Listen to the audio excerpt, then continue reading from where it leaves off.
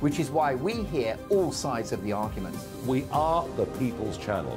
We will always stand by the freedom to express yourself. On TV, radio and online. This is GB News, Britain's news channel.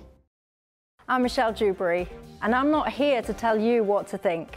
I'd much rather hear what you have to say. So, send in your opinions to gbviews@gbnews.com. Keep them clean, and you never know, I might read them out.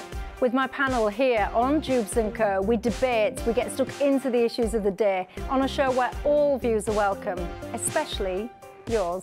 GB News, the People's Channel, Britain's news channel. 2024, a battleground year. The year the nation decides. As the parties gear up their campaigns for the next general election. Who will be left standing when the British people make one of the biggest decisions of their lives? Who will rise? And who will fall? Let's find out together. For every moment, the highs, the lows, the twists and turns. We'll be with you for every step of this journey. In 2024, GB News is Britain's election channel.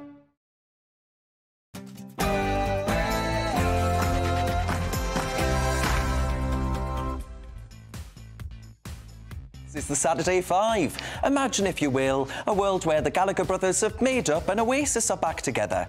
England captain Harry Kane has ditched Bayern Munich to return to Tottenham Hotspur. Boris Johnson's come back in from the cold to lead the Conservative Party. Well, we've got quite the return on our hands tonight, which easily tops all of that lot combined.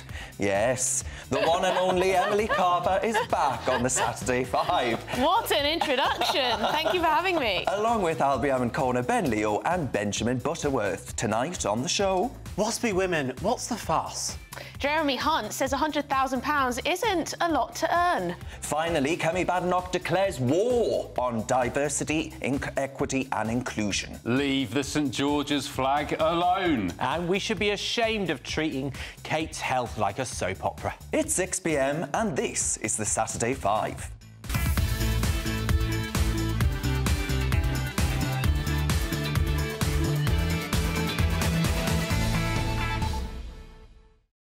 Welcome to the Saturday Five. We're actually celebrating our first birthday today. Somehow we are still on air. And Benjamin Butterworth, he hasn't been fired. It's a miracle. So we're not only celebrating the return of original host Emily Carver, but that too. As always, I'm joined by the three musketeers, Albie, Ben and Benjamin. Although, folks, it's rarely a case of all for one and one for all. That's especially where those lot are concerned. 2 hours of debate and discussion coming up, and of course we want to know your views as well. Get in touch on all of our topics tonight by emailing gbviews@gbnews.com. And we want your questions as well for Ask the Five. We'll get to them in our second hour. No topic off limits. But before we start tearing each other apart, it's your Saturday Night News with Sam Francis.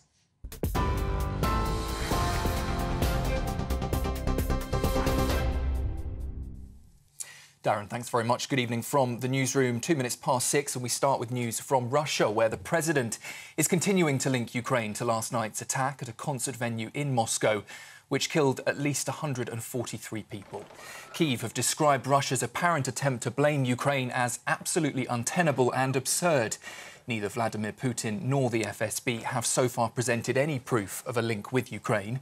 The United States, meanwhile, has strongly condemned the attack, with the US intelligence services saying they believe it was carried out by a branch of the Islamic State terror group. In a statement to the nation, President Putin said the terrorists can expect punishment and condemned what he called the barbaric attack. All the executors, planners and those who ordered this crime will be rightfully and inevitably punished, whoever they are and whoever directed them. Let me repeat, we will identify and punish everyone who stood behind the terrorists who prepared this attack against Russia, against our people. Other news from the region, where Ukraine is now working to restore power supplies after the biggest Russian attack on its power grid. This was the moment Russian forces struck the country's largest dam.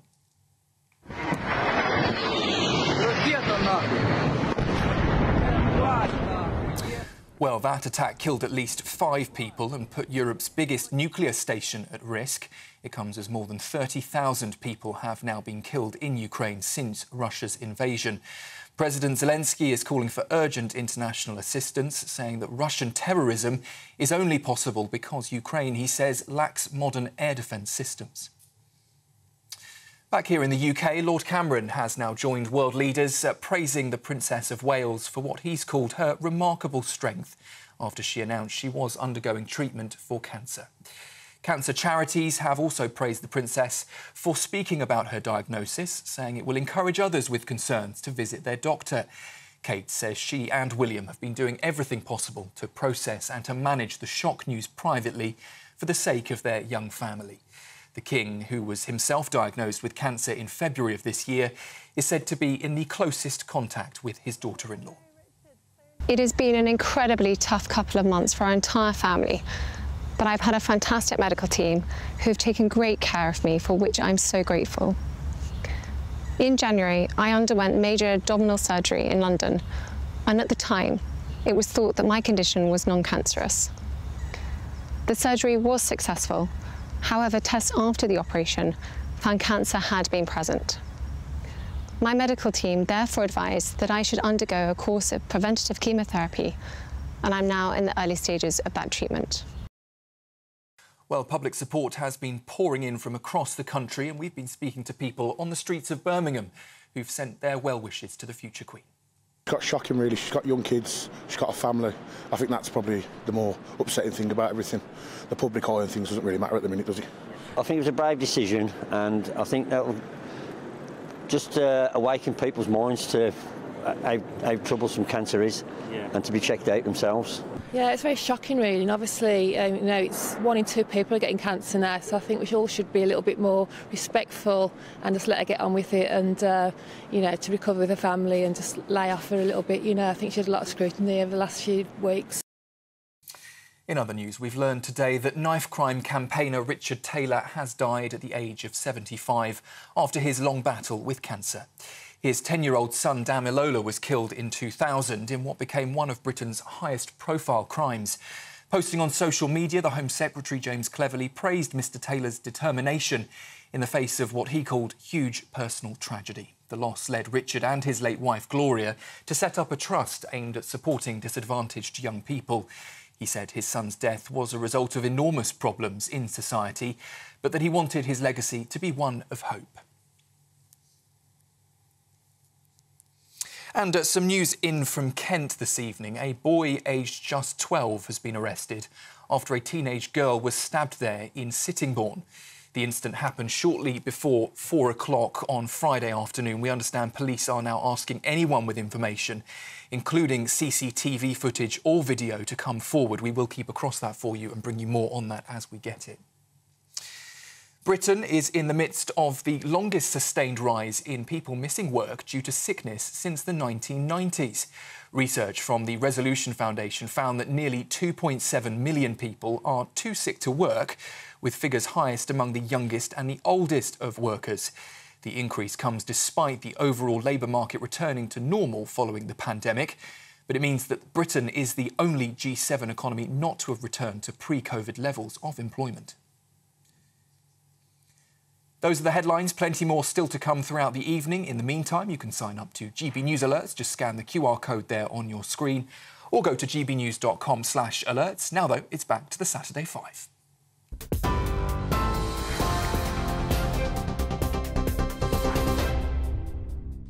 Cheers, Sam. It's Saturday night and you're with the Saturday 5. I'm Darren Grimes and I can promise that you're in for a very lively 2 hours. We're going to crack on now with tonight's first discussion.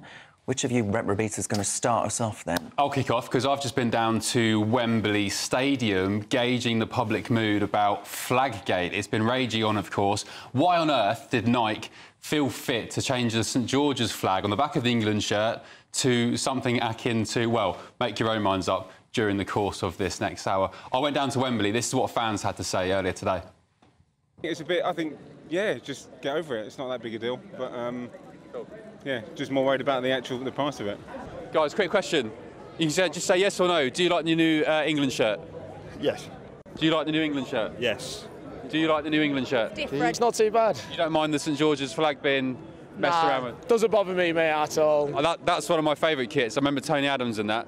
Do you think we should go back to Umbro, which is based in Manchester, an English firm making the kit? 100%, mate. Go back to the classic kits. That's what you want. Have you had many people talking about the flag on the back? No.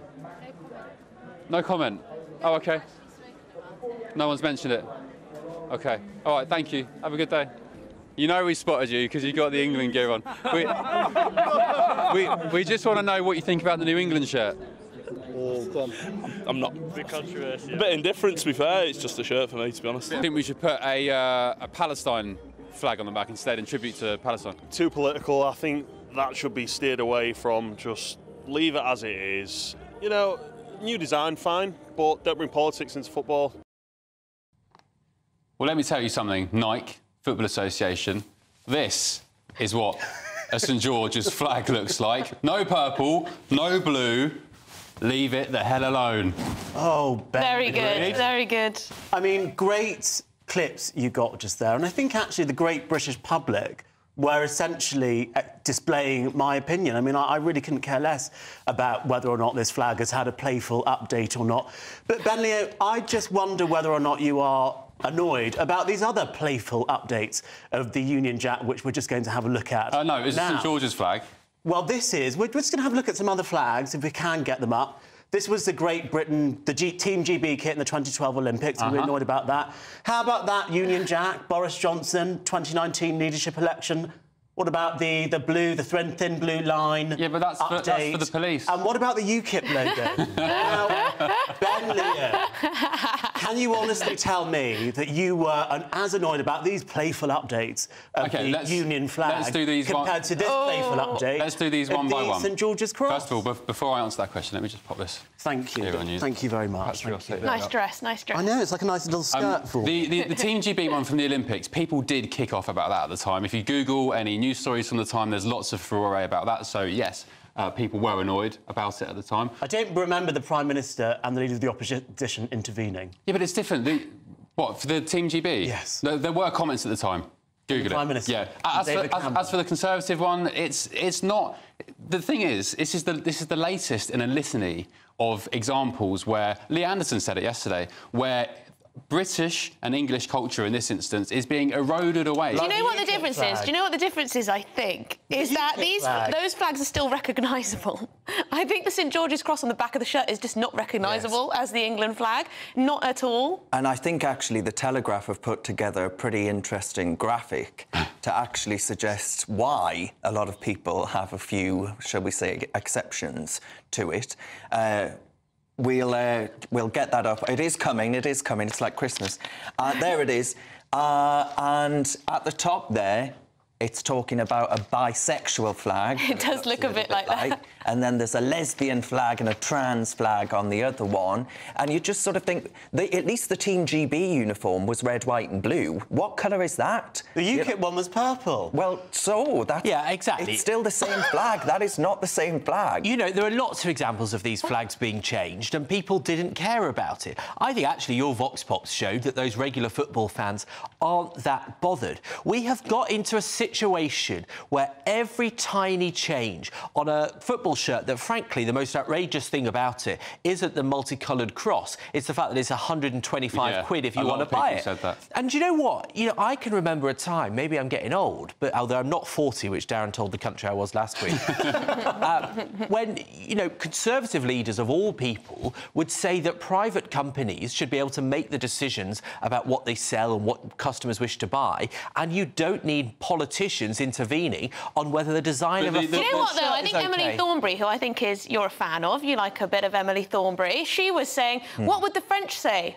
if the tricolour was purple, white and red? Or if you had, I don't know, she said the Welsh flag, and if they put a pussycat on there instead of the dragon. I'm not taking lessons from the French, quite frankly. The fact is, I just think this is all a bit... on this. I think we should actually be a little bit more patriotic, and actually this constant attack, this constant attrition on who we are, our identity, our heritage, that's what winds people up. We are the only nation they have done this to. Could you imagine them messing around with Saudi Arabia's flag? flag or, you know, Palestine. What are you laughing at? It's true. We're the only nation that... Remember what happened with the Palestine flag when people thought that it was in an M&S advert and they got it confused with the Christmas hats? Do you remember the furore over that? Real problems going on in the world, real problems going on in this country, and here you are, upset about a football shirt that Nike has designed. You're the one sat there with a flag draped around you. What is the big deal? Well, to be fair, it is the topic of conversation. And I agree that there are real problems in the world, so let's not cause disunity where none need exist. But the public don't care. They illustrated by our Vox Pop.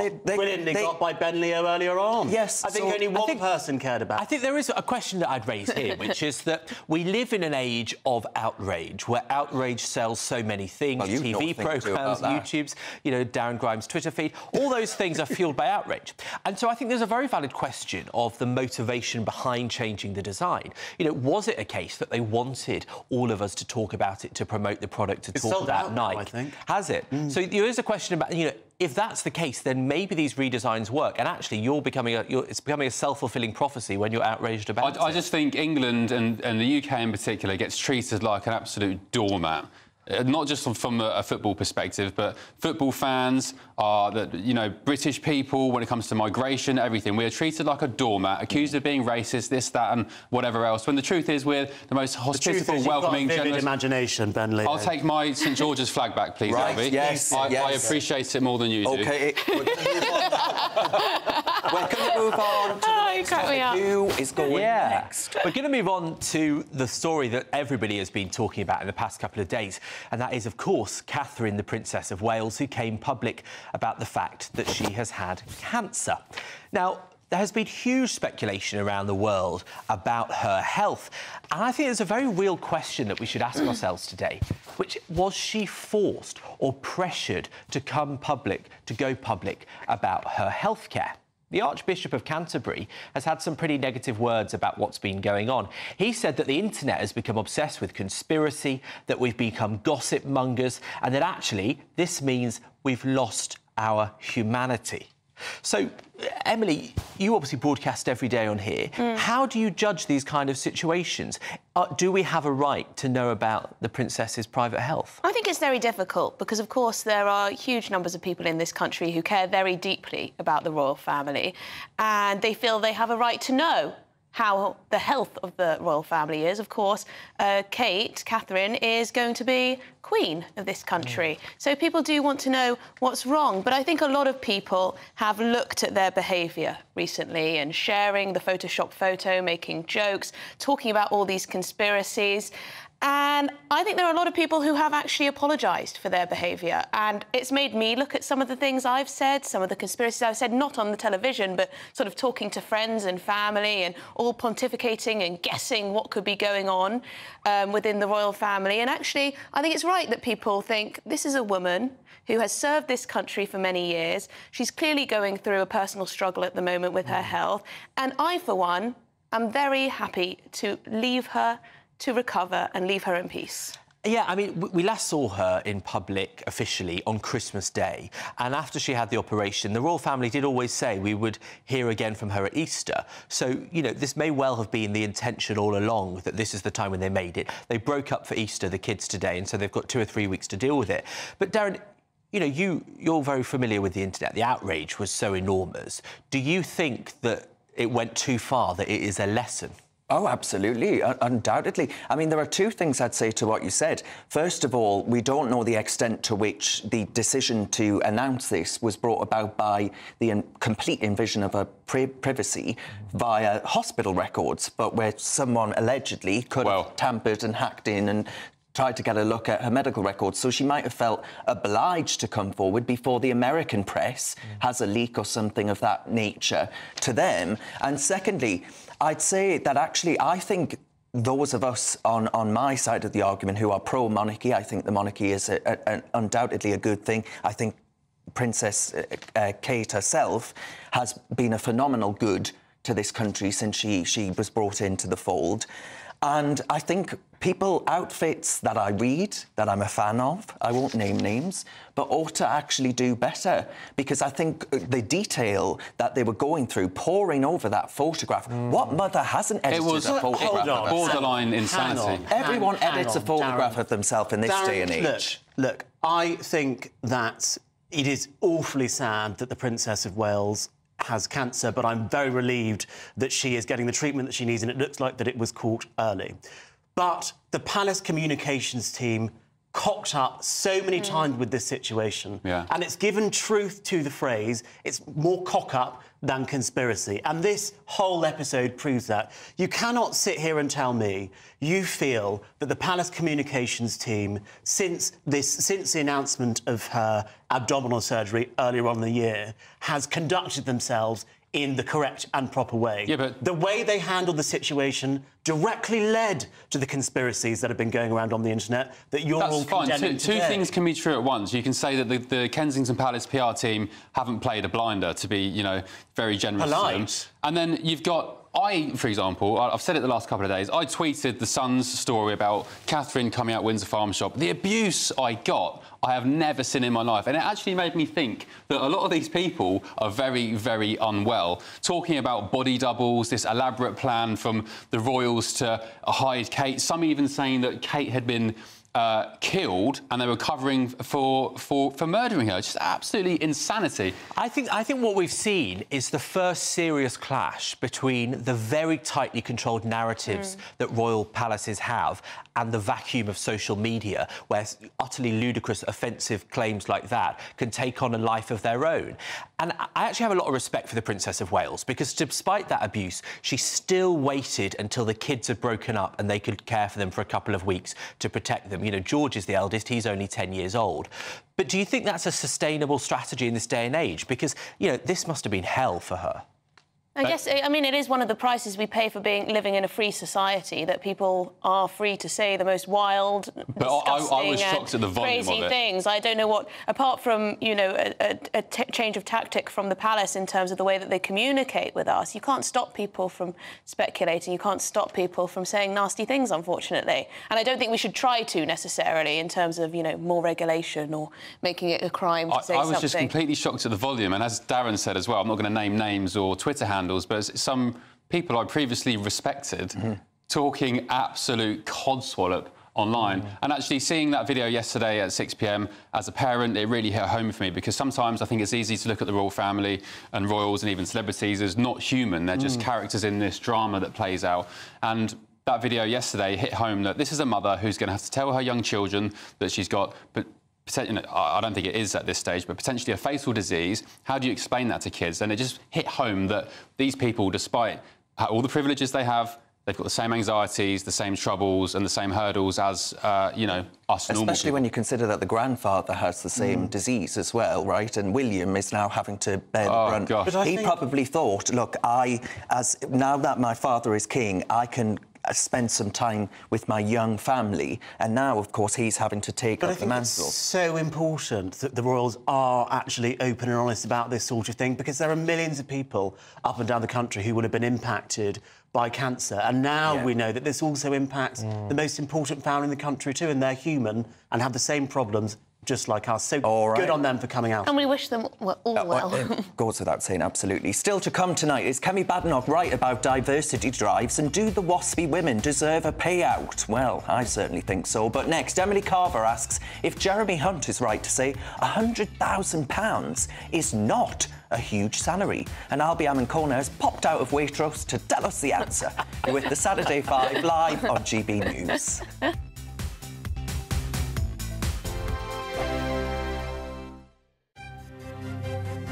GB News Breakfast, every day from 6 a.m. The Victoria and Albert Museum in London has been accused of calling the former Prime Minister Margaret Thatcher a villain. The caption read, over the years, the evil character in this seaside puppet show has shifted from the devil, which it was originally apparently, to unpopular public figures, including Adolf Hitler, Osama bin Laden and Margaret Thatcher. Well, let's talk to political commentator and housing expert Russell Quirk and former miner David Craddock. Good to see you both this morning. Russell, what do you think? No, of course not. She's probably one of the two best prime ministers that this country's ever had, alongside Winston Churchill.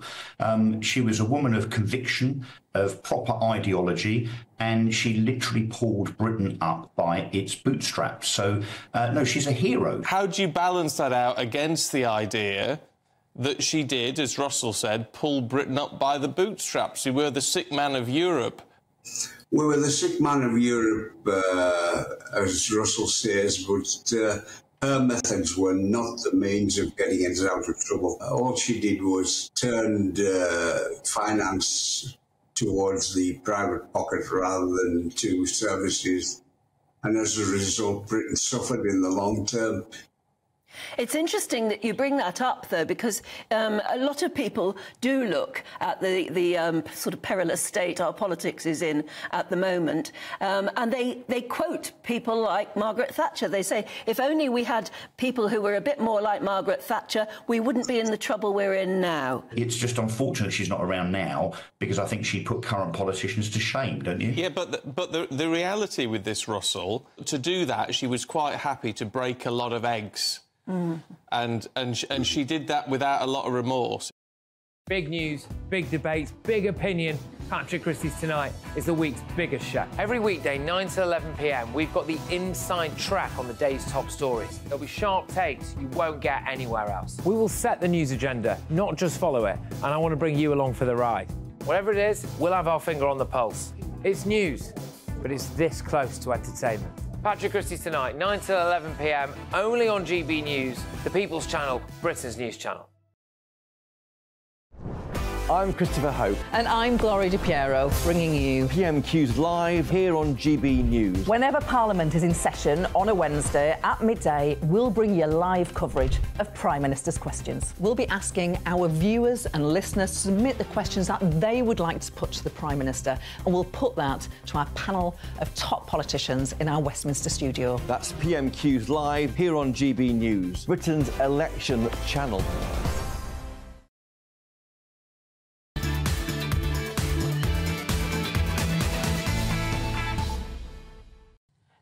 Welcome back to the Saturday Five. As always, cheers very much for your company and for your emails. Caryle, I believe that's the name. If not, I've just butchered your name and I do profusely apologise. We are not talking about the Union Jack. Should the Welsh, Scottish or Irish like their flag changing? This is England, and who has sanctioned the change of the English flag? Well, the FA, some silly... I was about to swear there. In the FA. Please don't, Darren. I know, I do apologise. Let's try and make a second year on air. Neil says, I promise not to care about the changes to the England flag if Benjamin promises not to be triggered by me calling a trans woman a man. Well... Had to wedge that in. Andy says, is it two-faced to be criticising people on social media for speculating, gossiping and spouting ill-informed opinions about Kate whilst continuing to do exactly that about Harry and Meghan? Do they need to get cancer for your channel to drop the hypocrisy? I did think in today's papers it says we must respect the royals and not speculate on the front page. And then it goes, and if you turn to pages 4, 5, 6 and 7, you can read more about what might be wrong. Well, anyway, food for thought. Right, it's time for our next debate. Who wants to go next? Right, it's me. It is me. Now, Jeremy Hunt has had something to say in the last couple of days. He said that £100,000 doesn't go very far where he's from. In fact, it does not. It's hard to cover your mortgage and also childcare if you live where he is. Now, he's in Surrey, which, of course, is an expensive part of the country in southeast England, outside of London. But I want to know, who's going to argue with me on this one? Give me your opinion, Ben. Do you think he's out of touch saying such a thing? £100,000 is a huge salary. Is he out of touch or has he got a point? You need some context. It depends where you live, whether your partner works, how many kids you've got to look after, the bills. So for Surrey, and if he's got 2 kids with a wife not working, it's probably not a lot of money in the grand scheme of things. If you're living in somewhere like, I don't know, Hartlepool... Careful. And you're... or Newcastle... or the North East, where wages are lower, cost of living is lower, and you're earning 100k a year, then it's going to be a lot of money, of course. Do you think it's fair that people say, oh, this is just Jeremy Hunt, another Tory, you know, looking out of touch again? Well, the man is a multi-millionaire. Like, Yes, let's not that beat is around true. the bush, right? And his Lib Dem opposition, who, by the way, he's incredibly scared of, are being very vocal in saying just that. This is a multi-millionaire saying 100 grand is, you know, essentially pocket change, not a lot of money. £91,000 is what we're paying MPs now, and every viewer that watches this channel got in touch to say how outrageous that was, given what a poor job they've done. Now he was talking in the context of childcare mostly, and also mortgage costs, which of course the Conservative government, you could argue, have resided over. And he's saying that essentially, if you've got £100,000, if someone's earning that much in a household, you lose all your benefits. You lose your childcare benefits and allowance. So all of those free childcare hours, you don't see any of that. So has he got a point? Look, I think it depends on your generation, right? Because on the one hand, obviously, it's far higher than the average individual income and even the average household income. So, of course, it's a relatively privileged position. But if you're a young person and you've got the very high... Stop bashing old people. No, I'm not even mentioned. I've not said that. He'll get to it. Yeah, give me a second. And you've got today where, you know, this year, rents are continuing to go up by about 9 or 10%, which is way higher than inflation, triple what the inflation figures are generally. Particularly in West London. Exactly, yeah, indeed. You've got housing prices, which, if you live in the capital, it's 12 times the average salary to get on the housing ladder. That's the kind of cost of a house at the moment. And so you've got a situation where you can be earning what is a fantastic salary, and once you account for rent, once you account for student loan repayments, which can be many hundreds of pounds a month, and holidays, once you account for saving up for that house. If you then have kids, as many people in their 30s who are still waiting to get on the ladder will be doing, there really isn't much money left. I would caveat with saying that if you're 40 or 50 or 60, that's a fabulous salary if you paid off your reasonable mortgage. Well, I think the issue here is clearly we've had inflation. So if £100,000 isn't covering your mortgage and childcare costs in Surrey, then that's a problem with our economy. But it's a problem with the whole country, and it's a problem with the cost of living in this country. Things are just too expensive. Why are things too expensive? Because in a lot of markets and industries, it's very over-regulated. If we look at the nursery industry, we've got some of the highest childcare costs in Europe because our childcare ratios are the highest in Europe. We've got some of the highest housing prices in Europe because our planning system is over-regulated, so it's so hard to build new infrastructure, new houses, new reservoirs, new power plants. So all of these things that are essential to our lives are just more expensive. So if 100k is not enough money to live off, that's a problem with our economy. It is Jeremy Hunt's first job to look after his constituents, and if they're all struggling on 100 grand a year, then, you know, he's got to speak up for them, doesn't he, Ben? What's the take-home from 100k a year? It's about, what, 6k a month? It depends a lot, because if you're young enough to have a student loan repayment, then that can be another £600. Well, OK, you're doing pretty well if you've still got your student loan payment and you're on 100k. Let's do the numbers. You get 6k a month take-home, you're spending 3 on a mortgage or rent, and that's pretty cheap. You're spending, depending on how many kids you've got, say you've got 2 kids, £2 grand a month on childcare, so that's 5k. That leaves you with £1,000 to live off. But loads of viewers, though, Ben, will be saying, do you know what? I wish I had £1,000 at the end of the month. Yeah, but if you're working in Surrey or London, you've got to commute into London, what's the tube? £300-400 a month. That leaves you with 600 quid. Then you've got to buy shopping. You could probably get by on, I don't know, £50 to £100 a week. Do you know what the answer is? I think everyone should move out of the south. It's far too overcrowded anyway. Well, Let's spread around a little more. And actually, the north of England is arguably more beautiful than the south. I got the train up to Newcastle, your neck of the woods, the other day. The countryside is amazing. I didn't really appreciate it before. Maybe the question that we should be asking, really, Jeremy's basically inferring that people over £100,000 should get some sort of benefit from the government. I mean, should we really be giving people that earn 100k child benefit? What is a fair level to stop child benefit? Is that £100,000? Is it lower than that? But this also comes into the fact that a lot of middle-class people aren't having children because they don't feel like they can afford it. Hold that thought, because we will get on to that as a debate later on. Still ahead, though, do we need to quickly compensate these waspy women? And is Kemi Badenoch right that diversity drives are ineffectual? You're with the Saturday 5 live on GB News.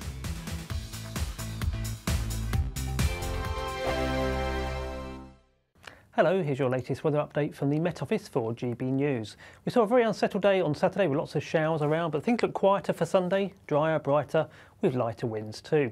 Low pressure is anchored towards the northeast. That brought the very blustery northwesterly airstream. Lots of showers on Saturday. A little ridge of high pressure though moving in from the west, and that does promise to quieten things down as we go into Sunday. Still quite a few showers to contend with as we go through the first part of the night, but they will tend to become more focused towards the north and northwest during the early hours of Sunday, and with clearer spells developing elsewhere, the wind's just starting to ease down a touch. We could see a touch of frost in some rural spots. Town and city temperatures holding up at 4 to 6 degrees, locally down closer to freezing though in rural areas. As we go into Sunday then, a much quieter day on the whole, lighter winds, more in the way of sunshine around, still 1 or 2 showers, mainly up towards the north and northwest, still wintry over the hilltops in Scotland, and notice there rain just gathering out towards the far west by the very end of the day. In the sunshine and with lighter winds, it should feel fairly pleasant, temperatures peaking at 13 Celsius in the southeast, that's 55 in Fahrenheit. And as for the start of the new working week then, things will turn very wet out towards the west, quite blustery winds developing once again. Whereas out towards the north and east, we hold on to some bright weather at times, and temperatures not doing too badly still, certainly down towards the southeast, peaking again at around about 11 or 12 degrees. But things will generally turn more unsettled during the week ahead, so rain at times, and temperatures close to the seasonal average. GB News is the home of free speech. We were created to champion it, and we deliver it day in, day out. Free speech allows us all to explore and debate openly the issues most important to us, our families, and of course, the British people. Having challenging conversations to enlighten each other. Which is why we hear all sides of the argument. We are the People's Channel. We will always stand by the freedom to express yourself. On TV, radio and online. This is GB News, Britain's news channel. I think the most exciting bit for me is talking to people. People who I think are ignored often by the major news channels. We're going to give news they want to hear. There's a voice there that needs to be heard. I think there's a chance here for a diversity of opinion to be expressed, which you don't find elsewhere. It's really exciting. We don't hold back. We're free to say how decisions that are taken here affect us all around the country. Only on GB News, the People's Channel, Britain's news channel. I'm Michelle Dewberry, and I'm not here to tell you what to think. I'd much rather hear what you have to say. So, send in your opinions to gbviews@gbnews.com. Keep them clean, and you never know, I might read them out. With my panel here on Jubes & Co, we debate, we get stuck into the issues of the day on a show where all views are welcome, especially yours. GB News, the People's Channel, Britain's news channel.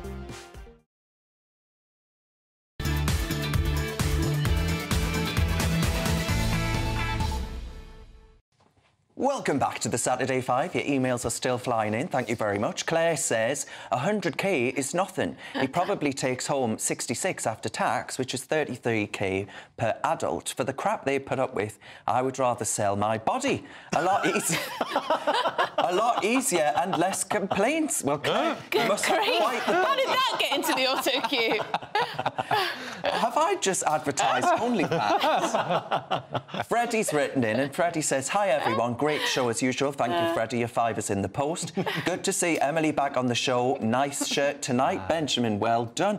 A fashion compliment.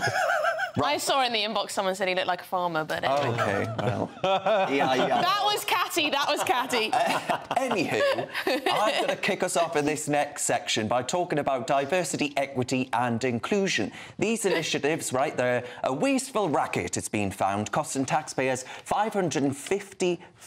£557 million, if I can speak, a year, which Ben Leo probably thinks is pocket change. Now, I say it's about time that government have actually noticed this. Most of these schemes are rubbish. They're full of divisive concepts like unconscious bias, white privilege, and often actually make tensions worse. So these employers virtue signalling with these knee-jerk DEI efforts without evidence that they work, it's shocking. And I think it's absolutely right for Kemi Badenoch to highlight this, but I think she could have gone further. She should actually say that we ought to highlight merit in this country. Merit should matter, not immutable characteristics. Well, look, obviously merit is very important, it's critical, but the problem is that for so long, people from certain backgrounds, certain minority groups, certain walks of life have not had the chance for their merit and their talent to rise to the top. And that's why I think it's so important that we have these kind of things. You know, go back 40 or 50 years and don't tell me that a woman in the office was going to get a fair bite at the cherry to progress in her career. Don't tell me that 30 years ago there weren't any black people people that were capable of running FTSE 100 companies. Of course there were people intellectually capable of that, but the opportunities weren't there because there was prejudice towards them. And that's why this is important. More people of ethnic minorities than you may think actually think this is total tokenistic nonsense, and actually they don't find it progressive. Well, I think that, you know, it's very easy for white liberals to say, oh yes, we need to give everyone a helping hand up the ladder and all this through these types of schemes, through quotas, etc., etc. But actually, if you talk to people who are from ethnic minority backgrounds, they often don't think those things. All right. All right, Albie. I will give my opinion on behalf of all ethnic minorities. Well, you can't. In the country, apparently. Look, I think there's truth in actually what both of you are saying. Some of this stuff is quite tokenistic. It is quite, you know, oh, well, if there's one black person in the room, we've solved the problem. And then, on the other hand, we do know that there have historically been disparities that need to be closed. But I do think we do have to get to a point in society where we say we have equality under the law, what more can the state actually do to solve this problem? And that's why I think Kemi Badenoch is actually doing something quite interesting here, because she's talking about things like rainbow lanyards, for example. I think they stopped some funding to some rainbow lanyards programme in the NHS, and it's something that a lot of LGBT groups are quite angry about. And I say to them, look, I can't say I'm that angry about it because I would just expect if I go to a hospital or to go and see my GP that they are not going to be homophobic, the same way that I expect them not to be racist. So I don't need my GP to wear a Black Lives Matter symbol for me to know they're not racist. So why would I need them to wear a rainbow lanyard for me to know that they're not homophobic? But, Ben, we have discovered, right, that £557 million of taxpayer money has been spent by the taxpayer on these DEI industries, essentially, to leech off the taxpayer. As a significant taxpayer yourself, do you think that's a good use of taxpayer money? It's just all a scam. As Albie has said, we've got laws now protecting this kind of thing these days. Benjamin was talking about 30 and 40 years ago. Hello, yeah, I know, it's 2024. We've moved on. Yeah, but how did we move on? We moved on because we recognised the problem and we understood that we had to level the playing field. DEI wasn't around 30 and 40 years ago. The Equality Act is what enshrined all of this into law. That's been there since 2010. Exactly, and we have seen a massive improvement. The number of women in senior posts, the number of ethnic minorities running big businesses, having senior posts in the NHS, has considerably improved. Do you not think that is a natural progression, though, rather than because of DEI diversity and inclusion exercises in workplaces? I think both I think things it's happen. because this country allows people to succeed, whatever background you come from, in terms of your ethnicity. But, you know, I went to school with a very diverse group of young women, and they all have done extraordinarily well. Their parents did extraordinarily well too. In this country, I think sometimes you're pretending like we're living decades ago. Actually, some ethnic minorities are at the highest of industries in this country. And also, this DEI stuff isn't just about equality and, you know, black people and gay people. It's about absolute nonsense. For example, calling women womb owners or birth givers and all that kind of nonsense. It's not just about the standard kind of equality we'd expect. It's descended into an absolute farce of, you know, boxing. It's not about that. It is like that. It's all like that. All the evidence says that people who are in charge, who are hiring, tend to hire people who look like themselves. Now, that cuts in different directions. If you have a sort of a black boss, they're likely to choose someone who looks like themselves too. But when you have a scenario, as we undoubtedly did, where the vast majority of senior posts in this country were white, heterosexual men, that was a problem that had to be overcome. And these kind of diversity and equality the majority of the workforce, to be fair. The majority of the workforce isn't straight white men. White straight men like that, like they're a problem that need to be solved. What a grotesque thing to say. They do need to be solved because you have so many inadequate white blokes who get senior posts because they look the part. One of them was Prime Minister, for God's sake, in Boris Johnson. You all know who Baroness Helena Morrissey is. You must know her, of course. She is quite a champion on these issues with her 50-50 board programme. That's not a quota. That is just encouraging women to get into senior positions in the City of London. Would you sit here if Helena was on this panel? But I would even question why we need 50-50 representation on boards. This is where feminism sometimes goes wrong. They focus on this, you know, the top echelons of society rather than issues that affect the vast majority of women. I don't think most women are sitting there worrying about whether the board at a FTSE 100 company has a 50-50 ratio when it comes to representation of females. It's just such a niche issue for those women. It's not, though, because I think especially in commercial industries, you can't do a great job if you don't understand the people buying your products. There are so many women-only brands. There are so many women-only companies, right, that have emerged. Do you think that we should have 50 of those being men on their boards? Well, I mean, I don't know which brands you're talking about. Look, The people that were deciding the funding for the Barbie film were all men. You know, that's one of the things that the stars have talked about, a real problem. The fact is that the reason so many big businesses... That's such a, you know, that's movies and film. That's not really relevant to most people. It's big business, especially for this country. But look, one of the reasons that lots of businesses have embraced this, especially banks, the City of London, is because they know that when they have a diverse workforce, they have a more informed workforce. No, I agree. They have it's a more good thing to have different people, but the idea of quotas and being told about white privilege is not going to get us. It's because of the law. It's because it's law. The people have to do all of this. These places go way beyond the law. Benjamin, do you say the same thing about the NBA, which is probably 90% black? Would you go over that? The National Basketball, American basketball, the top basketball league in the world, or the English, more diverse? or the English 100-metre sprinters, all black? Have you got a problem with that? I mean, when it comes...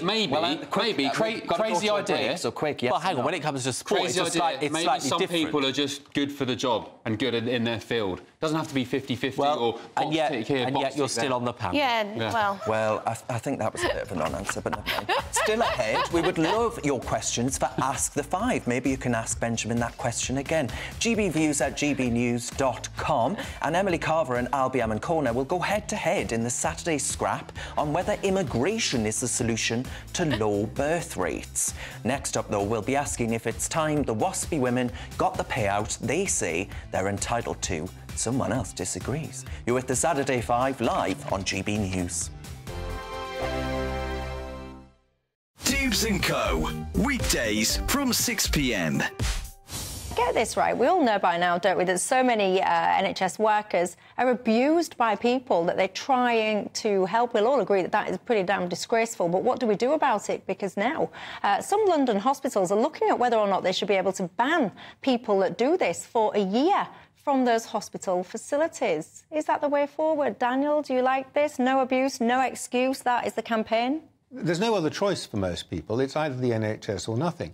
And if you're going to take that monopolistic power, then you need, I think, you have responsibilities towards people. You can't cut them off. So there are ways in which, of course, you can bring criminal charges against them.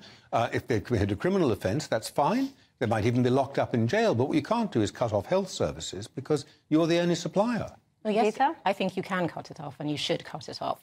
London is very different from everywhere else, and it goes back to a conversation about immigration. The majority of nurses in London are either African or Filipino, and it harks back to their nature and their culture. When you're younger, your parents look after you. When you're older, you look after them. They don't go into homes. So there's a way that a threshold of tolerance they have that is above and beyond most people.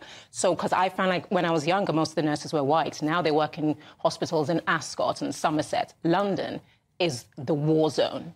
I have seen horrific things happen to nurses, and they stay. They show up for work. There's a protection they are owed, beyond owed. And if you abuse something that's offered to you as a part of your citizenship, there should be a penalty for that. For the same reason, you're obliged to use it. There's no offer involved in the NHS. But it is but there is an offer, because at the end of the day, like you figure out how to get money and go private. So just because you've created something that gives you no, it's easy. If it's that's easy, an impossible solution. They've created something that's kind and easy and beneficial to all, indeed. But it's a good thing for all. Do not abuse it. That simple. 2024, a battleground year. The year the nation decides. As the parties gear up their campaigns for the next general election. Who will be left standing when the British people make one of the biggest decisions of their lives? Who will rise? And who will fall? Let's find out together. For every moment, the highs, the lows, the twists and turns. We'll be with you for every step of this journey. In 2024, GB News is Britain's election channel. Join me, Camilla Tominey, every Sunday at 9:30 when I'll be interviewing the key players in British politics and taking them to task. This report basically says that he's not fit to stand trial. With an upcoming election looming over Westminster, now is the time for clear, honest answers. I agree. And that's precisely what I'll get. Is he indecisive? Incompetent? That's the Camilla Tominey Show at 9:30 every Sunday on GB News, the People's Channel, Britain's election channel.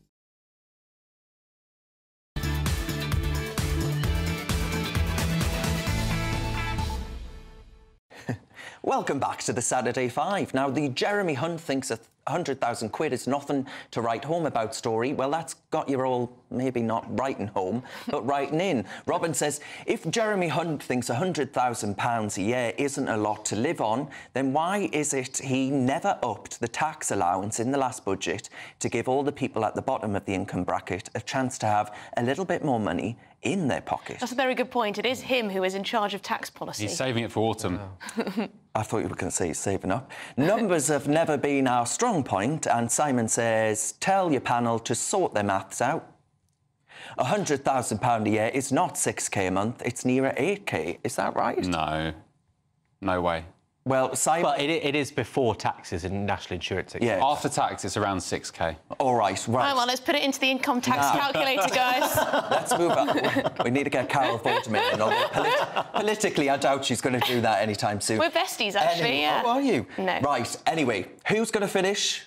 I'm going to finish, and actually we're going to be talking about money. So the Parliamentary Ombudsman has found that the WASPI women, the Women Against Pensioner Inequality group, are actually, in fact, owed between £1,000 and £3,000 in compensation because of malcommunications, the inability of the government to communicate the changes in the pension age from 60 to 65. But is this a good way to spend taxpayer money? Is there an actual injustice which has happened here? The Sun's Kelvin Mackenzie doesn't think so. Here's him earlier on this week on Jubes & Co. Well, we shouldn't give them a penny. We should say how sorry we are that they failed to understand that in 1995 the government of the day said that in 15 years' time, after 15 years, we're going to equalise pensions entirely appropriately. And in 2010, 15 years later, along came Cameron and he said, we're doing it. The fact is that these women failed to follow this, right, is their responsibility. So do you think Kelvin is right, Ben Leo? No, I think it's another government cock-up. We've had contaminated blood, we've had the post office scandal and countless others.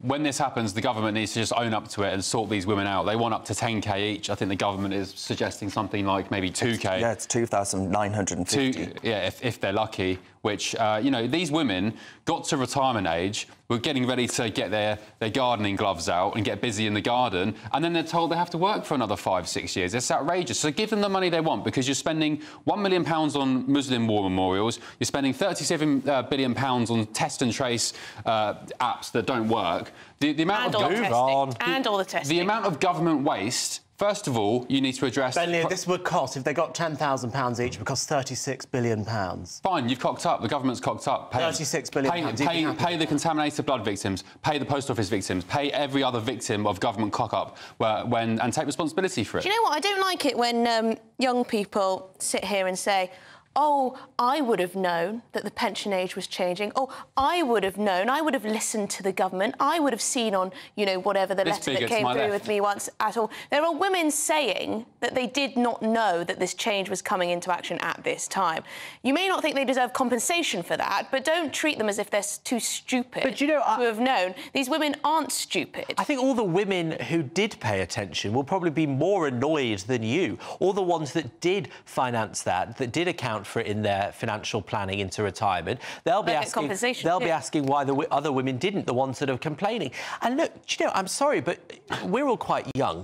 It will probably be in our 70s, the retirement age, by the time we reach that point. So I just don't have much sympathy for people who are complaining, the women who are complaining. They couldn't retire at 60 to a very handsome pension. They had to sell their homes. With having paid off their house in most cases that is worth a fortune compared to what they bought it for. These people had a fantastic deal in life. But isn't that a fair point, Darren? And actually, no one is talking about maybe there should have been some compensation for the men that had to work an extra 5 years for the whole time that there was an inequality in the state pension age. It was 60 for women, 65 for men. Don't the men that were working for the extra 5 years during that period deserve compensation? Look, I think it should have always been equal, to be honest, right? I don't agree with that at all. But I would say, though, that I really find... I don't. I think the men should work longer, and they still should. Ask a lot of those women do so much. Women do so much. Men of that generation were... They bear your children. They bear your children. Breaking their backs. They bear your children, A lot of those men who worked longer would be happy to do so, because back then you had a generation where they respected women. And women stayed at home. They accepted that the man goes out to work, and even, I mean, it's a rarity today, but they were happy with that. I don't think they were, you know, aggrieved by it. What does, I think, not sit comfortably with me at all is the entitlement of you, Benjamin, because you look at older people who expected to get that money to be able to retire, who've worked all their life and actually done a proper job, you know, not sitting pontificating on a television or writing for some newspaper. What proper job have you done, Darren? Yeah, exactly. I had. But I'm not the one looking at older people and saying to them that they don't deserve what they were entitled to. But first of all, your party took away from them. Also, they weren't entitled to this. That's the whole point. They just failed to take account of what had been told to them under John Major. A lot of pensioners today were working from the age of 14. Right, except that, most people now don't work till they're about 23. The length of time that will be... I don't accept this argument when people say, oh, I've been working since I was younger. Just because I'm young now, by the time I'm 70, I will have been working since I was younger as well. That's not going to make me feel that I'm entitled to something from the state. I don't think, because I pay taxes, I am entitled to something from the state. But you're saying that. No, I'm sorry. But then really Benjamin's turning around and saying, oh, well, my student No, but I'm sorry. This is a part of the population that disproportionately gets a lot of public funding on the NHS, on social care. You'll need it too. You'll need it too. I know I will, but the point is they get a lot. So I think what Benjamin is trying to say is, why is this group of the population that gets a lot of public funding already... They paid in a lot, that's why. But actually, if you look at the facts, and Ben, it's important that occasionally you do look at the facts, it is evident that this generation, the ones, the baby boomers, will take out more than any other generation that has ever existed or is expected to exist in the near future. And so will you when you reach that age. No. The whole point, the whole point is that our generation will not take out anything like as much. What they have gained from their investment and the state is out of all proportion. Young people don't seem to be and the waspy women should stop moaning. Still to come tonight, we'll be discussing the Scotland hate crime bill. Emily and Albie will go head-to-head in the Saturday Scrap, and we'll answer your questions in Ask the Five. You're watching the Saturday Five live on GB News. That warm feeling inside from Boxed Boilers, sponsors of weather on GB News. Hello, here's your latest weather update from the Met Office for GB News. We saw a very unsettled day on Saturday with lots of showers around, but things look quieter for Sunday, drier, brighter, with lighter winds too. Low pressure is anchored towards the northeast. That brought the very blustery northwesterly airstream. Lots of showers on Saturday. A little ridge of high pressure though moving in from the west, and that does promise to quieten things down as we go into Sunday. Still quite a few showers to contend with as we go through the first part of the night, but they will tend to become more focused towards the north and northwest during the early hours of Sunday, and with clearer spells developing elsewhere, the wind's just starting to ease down a touch. We could see a touch of frost in some rural spots. Town and city temperatures holding up at 4 to 6 degrees, locally down closer to freezing though in rural areas. As we go into Sunday then, a much quieter day on the whole. Lighter winds, more in the way of sunshine around. Still one or two showers, mainly up towards the north and northwest. Still wintry over the hilltops in Scotland. And notice there rain just gathering out towards the far west by the very end of the day. In the sunshine and with lighter winds, it should feel fairly pleasant. Temperatures peaking at 13 Celsius in the southeast. That's 55 in Fahrenheit. And as for the start of the new working week then, things will turn very wet out towards the west, quite blustery winds developing once again. Whereas out towards the north and east, we hold on to some bright weather at times, and temperatures not doing too badly still, certainly down towards the southeast, peaking again at around about 11 or 12 degrees. But things will generally turn more unsettled during the week ahead, so rain at times, and temperatures close to the seasonal average. Looks like things are heating up. Boxed Boilers, sponsors of weather on GB News.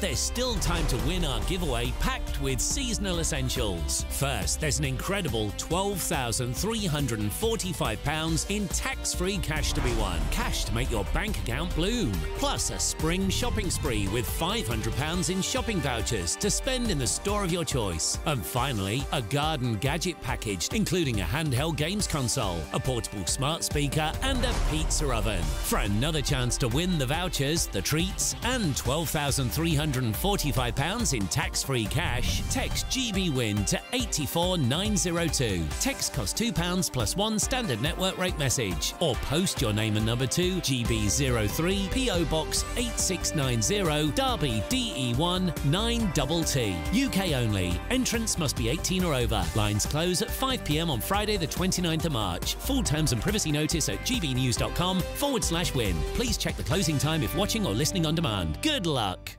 Free Speech Nation. Sunday nights from 7 p.m. Our first question comes from Elliot. Elliot, hello.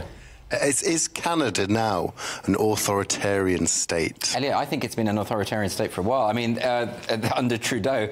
This is a new thing now, and this is coming from the Justice Minister, who has Arif Virani, and he has defended this new power for their online harms bill. That sounds familiar. We've got something quite similar. And they're saying they can now impose house arrest on someone who they think might commit a hate crime in the future, right?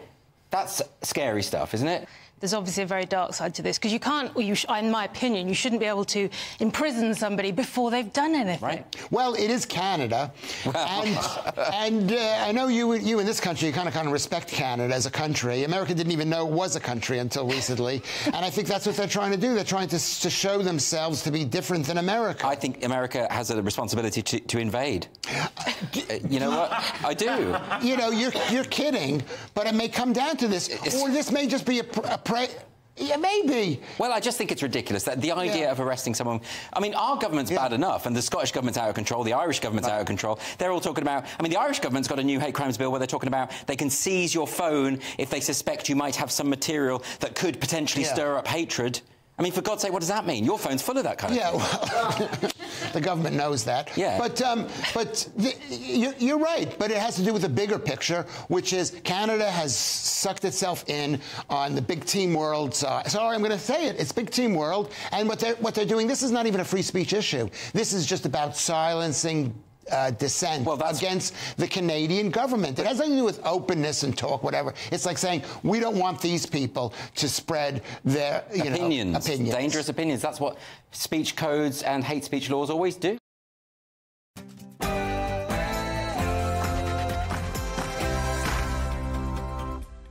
It's Saturday night, and this is the Saturday Five. I'm Darren Grimes, and I'm still along with Albie Amoncona, the return of the prodigal princess, Emily Carver, Ben Leo and Benjamin Butterworth. Plenty more to come tonight, including a good old-fashioned Saturday scrap between old sparring partners, Emily and Albie. It's 7 p.m, and this is the Saturday Five.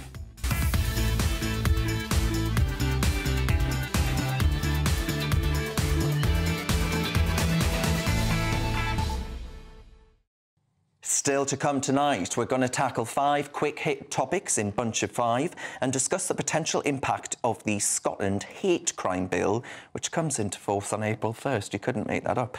Then we'll be answering your questions in Ask the Five. Please do send them through. gbviews@gbnews.com. Many of you very angry at a certain individual on this panel. But first, it's the Saturday Night News with Sam Francis.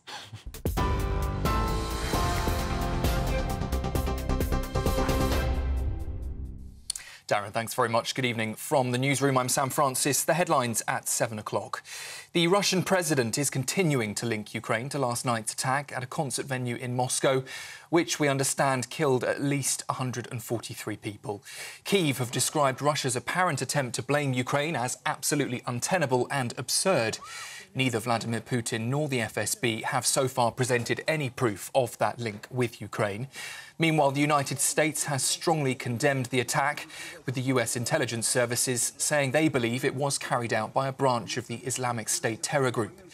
In a statement to the nation, President Putin said terrorists can expect punishment and condemned what he called the barbaric attack.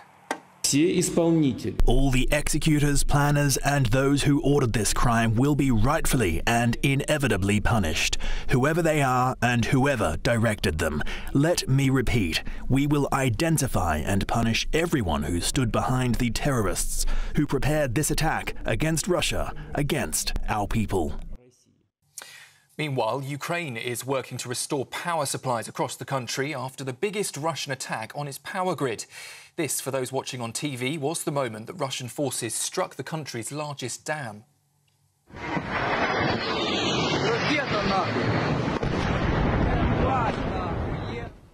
That attack killed at least 5 people and put Europe's biggest nuclear station at risk.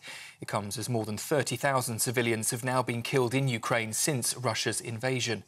President Zelensky is calling for urgent international assistance, saying that Russian terrorism is only possible because, he says, Ukraine lacks modern air defence systems. Back here in the UK, the King is hoping to attend the royal family's traditional Easter Sunday service in what's likely to be his first public appearance after the Princess of Wales revealed she had cancer. Kate, William and their 3 children, though, we understand, will not attend next week's service after Princess Catherine revealed she is undergoing preventative chemotherapy in an emotional video message on Friday. It has been an incredibly tough couple of months for our entire family. But I've had a fantastic medical team who've taken great care of me, for which I'm so grateful. In January, I underwent major abdominal surgery in London, and at the time, it was thought that my condition was non-cancerous. The surgery was successful. However, tests after the operation found cancer had been present. My medical team therefore advised that I should undergo a course of preventative chemotherapy, and I'm now in the early stages of that treatment. Lord Cameron has joined leaders around the world praising the Princess of Wales for what he's called her remarkable strength after she made that announcement on Friday. And we've also been speaking to people on the streets of Birmingham who've been sharing their well wishes to the future Queen. It's got shocking, really. She's got young kids, she's got a family. I think that's probably the more upsetting thing about everything. The public eye and things doesn't really matter at the minute, does it? I think it was a brave decision, and I think that'll just awaken people's minds to how troublesome cancer is, and to be checked out themselves. Yeah, it's very shocking, really, and obviously, you know, it's 1 in 2 people are getting cancer now, so I think we all should be a little bit more respectful and just let her get on with it, and you know, to recover with her family and just lay off her a little bit. You know, I think she had a lot of scrutiny over the last few weeks. And some sad news tonight that knife crime campaigner Richard Taylor has died at the age of 75 after his long battle with prostate cancer. His 10-year-old son Damilola was killed in 2000 in what became one of Britain's highest-profile crimes. Posting on social media, the Home Secretary praised Mr Taylor's determination in the face of what he called huge personal tragedy. Well, that loss led to Richard and his late wife Gloria setting up a trust aimed at supporting disadvantaged young people. He said his son's death was the result of enormous problems in society, but that he wanted his legacy to be one of hope.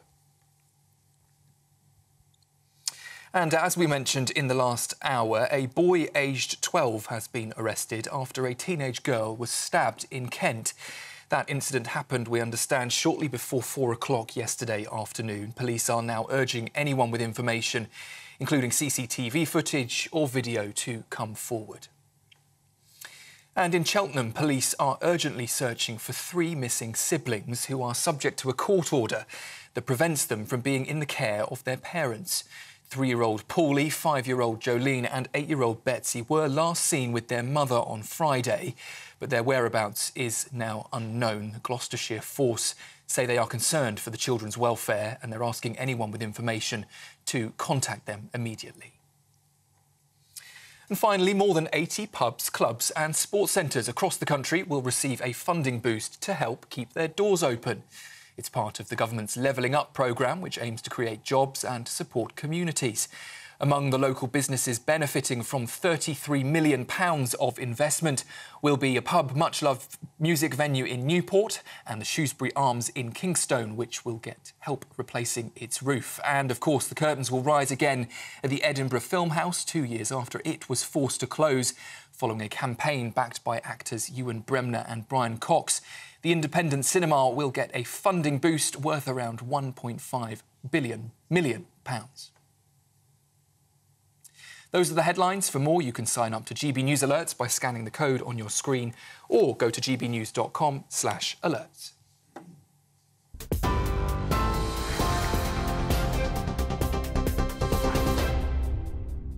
It's still Saturday night, and you're still with the Saturday 5. Thank you very much. I'm Darren Grimes, and I can promise that you're in for a very lively next hour. We're going to get some emails now. Jill's written in. Good evening, Jill. She says, Benjamin needs to do some research. 30 years ago, I, as a humble female, a real one, was running... He doesn't know what that is, Jill, love. Was running the IT department of a large company in London. It was all to do with expertise and confidence. And no, I didn't wander in waving a bit of degree paper. I didn't go to uni. I went out and I worked my way up the ladder. Well said, Jill. Mac has written in. Mac says, good old Benjamin talking... Oh, God, it's all about Benjamin. Diversity, inclusion and equity does nothing but prove that they are out to divide the country. What he says just proves that the right person for a job is down to a tick-box exercise and not the best person for the job. It's nonsense. That's why Benjamin has been out and bought so many of Iceland's hot cross buns, because they got rid of the cross. They now have a tick. And Denise says, as one of the waspy women, I'm now 65. Of course we are entitled to compensation. As from the age of 16 in 1975, I started work paying national insurance from the start for over 50 years, with the promise of a pension at 60. You didn't have that, did you? I started paying national insurance at 16, working in a call centre. And I tell you what, I'll be a lot older than 60 before I claim my pension. You should go back to that call centre. Here, imagine picking up the phone. Here I am, 5 years on. Can't get a job due to ageism with a range of good work experience on CV. It's probably Benjamin Butterworth doing the hiring. Would you like to apologise to these people? No, you've upset a lot of people tonight. I'm being serious. Actually, you have been a disgrace. Actually, quite frankly, I think the waspy women owe millennials like me an apology. Oh my when God. they're trying to take more money out of the public purse, while young people can't even afford to have kids or get into the housing ladder. Young people aren't bloody working. Do you know what? I need to speak to that call centre because I think you learnt a lot of your... Yes. I did telesales, car van, bike. Yeah, you're definitely using those skills, I think. OK. Right, I'm going to talk to you now about the Scottish police who've gone completely bonkers with this new hate crime act that they've got coming into force on April the 1st. You couldn't make it up. They've got an actual hate monster cartoon warning folks that they could become criminals at any moment. Apparently, we're all just one bad day away from committing a hate crime, according to the SNP's Orwellian thought police. I tell you what, George Orwell, in his grave, must be spinning thinking, why didn't I think of that and write that down? It's an absolute disgrace. To talk more about this and what's going to happen, we've got a comedian because he comes cheap. And it is, of course, Leo Kearse. Leo, thank you very much for your company. Good to be here. I've just got to correct you on one thing. The Scottish Police didn't bring this through. It was the SNP, Humza Yousaf in particular. He was Justice Minister when the bill was formulated. The Scottish Police Federation have actually spoken out against this bill because they say it moves from criminalising deeds to criminalising thought, and that's a huge issue. I mean, this bill is so vaguely worded. Basically, if anybody perceives anybody else as stirring up hatred based on somebody's protected characteristics, which are gender identity, race, age, things like that, then they can be guilty of committing a hate crime. But there doesn't have to be a victim. There doesn't have to be any evidence. In fact, the guidance given to the police says evidence isn't required at all, and you shouldn't push for evidence. It's all based on the perception in the head of the person reporting it. All this means is that there's going to be loads of malicious accusations of hate crimes. It can't be proven or disproven. Benjamin Butterworth says he's already filed one about you, so good luck returning north of the border. But you're right, though. The police readily admit, right, that they'll be making subjective decisions about what you can and can't say, which, in other words, means that they can arrest you on a whim, essentially, for an interpretation of what the legislation is. But, Leo, could you explain why comedians, plays and performances, they could actually be targeted under what I deem as a legislative monstrosity? Yeah, well, the politicians in Scotland were keen while the bill was being formulated. They said, "Oh no, we're not going to target plays. We're not going to target comedians." But the training that's being given to the police says that the hate speech can occur on stage as part of a performance. Somebody could misgender Cinderella. Maybe a comedian says, "Why did the chicken cross the road?" and that's offensive to a vegan. So anything can be seen as and obviously as comedians you're always pushing against sensibilities. You're pushing against what what is seen as acceptable. So it's going to be incredibly difficult. Why do the SNP have such low expectations or low thoughts of their own population to think that they need this type of legislation to control the rampant hate?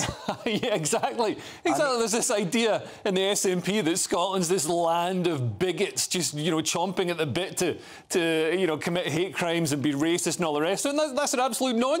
Scotland's a very warm and welcoming country. I'm surprised that it's got a government that hates it so much. And in fact, the only real hatred that you see in Scotland is from the SNP towards English people and towards Tories. Yeah, I mean, Benjamin, you must even look at this law and think that actually there is a bigotry by the SNP here, because it's clearly aimed to target those of pesky, socially disadvantaged white working class blokes and their horrible views. Well, no, because I think that's really insulting to suggest that white working class people somehow hold bigoted views. I think you've just put your foot in it there. Benjamin, I don't know. Benjamin, that's exactly what the video that was put out to publicise the Hate Crime Act, that's exactly what the SNP said. The hate monster. And what Police Scotland said, they said this is targeted at young white men from underprivileged backgrounds. They're basically saying white working class men are racist and bigoted and need to be muzzled by the government. Did actually say that? Yes, it literally specifically said that. Gosh. Look, Leah, I don't know why you're so against things like trans self-ID, because you continue to self-identify as a comedian despite that diatribe. Now, look, oh, wow. I haven't heard that a million times before from you. Jesus, you need to write some new jokes. Or maybe try writing one joke. You must understand that hate is the most oppressive thing that can happen in a society. Hate is subjective. And do you not recognise that what this law that the Scottish government has brought in... Hate is the most oppressive thing in a society. Maybe for you, maybe the worst thing that happens to you is like somebody says, "What about the horrible stinky clothes?" Man, in a real oppressive society, people get beaten, people get killed. Look at Navalny in Russia. Look at the women in Iran and all these other regimes that you probably support because you're left wing. Do you know what? I don't think the Revolutionary Guard or Putin is a great marker of a society that's succeeding. Look, what you need to explain to me, I've been a victim of a hate crime and I managed to get a conviction. Someone threatened to stab me for being gay on a train. I said, "How did you know I was gay?" It was a mystery to this day. But the fact is that all they got is a £400 fine. So I think it's right that hate crime laws are toughened up, because victims like me have had pathetic consequences for the perpetrators. That's not just a hate crime, that's a crime. You threaten to stab someone, it's a crime. That's a proper crime. That's not a thought crime. Yeah, sorry that happened to you, Benjamin. Yes. Look, Leo, do you not understand that you have to tackle the kind of bigotry that still exists in Scottish society? The bigotry that still exists in Scottish society? Oh, my God. Oh, my God, where's that? I'll pay that guy's fine. Can we see the hate monster? I'll pay that guy's fine. I think we've actually got the hate monster. Pay that guy's fine. It looks like a... This is the hate monster. It looks a bit phallic, to be honest. Looks like... I don't know what yours looks like, but I hope Good grief, guys. But this is the hate monster.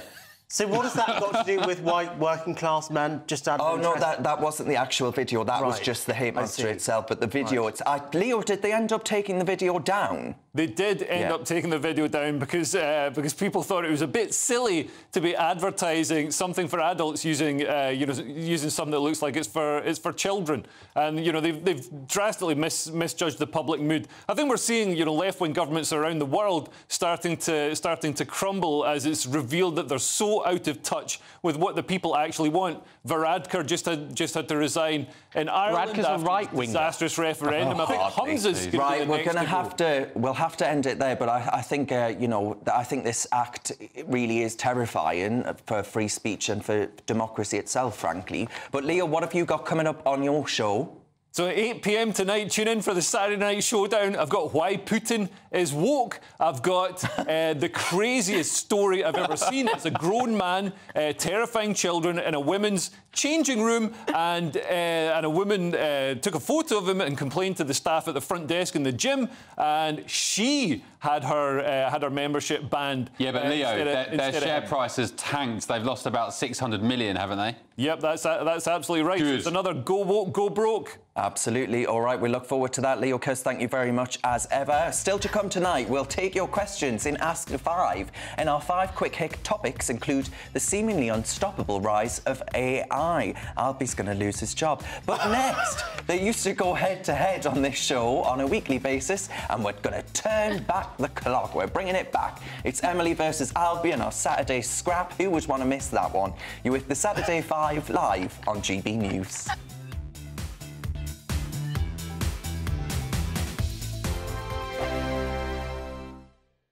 This is GB News, Britain's news channel.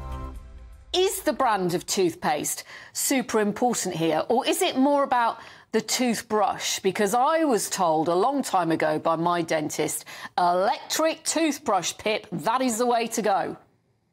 You're exactly right. I mean, the action of mechanically removing plaque, so using a brush, is much more effective than the brand of toothpaste itself. But in terms of the ingredient in toothpaste that we're looking for, it's something called fluoride. And fluoride is essential to help remineralize and strengthen our teeth. It's really important to use a toothpaste with fluoride. And in terms of brushing, using an electric toothbrush is just much easier. You're brushing your teeth first thing in the morning, last thing at night. You're going to be a bit tired in those times. So using an electric toothbrush, you just hold it against your tooth and gum and it does all the work for you. So it's just much easier in my opinion.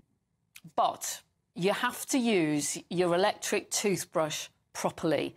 You're exactly right. Yeah, there is a technique of actually brushing your teeth, although it sounds really simple.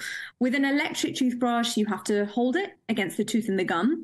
Ideally, you want a pressure sensor in that toothbrush so you know exactly when you're pressing too hard. But if you're using a manual toothbrush, you need to move it around and small circular motions. But actually what I see is people who use manual toothbrushes, they tend to over scrub and overbrush, which can actually lead to gum recession and your enamel thinning long term. Sometimes I will get up in the morning and I will have breakfast and then I'll brush my teeth. Is that wrong? Unfortunately, that's wrong. So the best time to brush your teeth is first thing in the morning, as soon as you wake up. If you're brushing after you eat and after breakfast, you're brushing your teeth in that weakened acidic state. So your teeth are actually under attack and they're much more vulnerable. I think the most exciting bit for me is talking to people. People who I think are ignored often by the major news channels. We're going to give news they want to hear. There's a voice there that needs to be heard. I think there's a chance here for a diversity of opinion to be expressed, which you don't find elsewhere. It's really exciting. We don't hold back. We're free to say how decisions that are taken here affect us all around the country. Only on GB News, the People's Channel, Britain's news channel. I'm Michelle Dewberry, and I'm not here to tell you what to think. I'd much rather hear what you have to say. So send in your opinions to gbviews@gbnews.com. Keep them clean, and you never know, I might read them out. With my panel here on Jubes & Co, we debate, we get stuck into the issues of the day on a show where all views are welcome, especially yours. GB News, the People's Channel, Britain's news channel.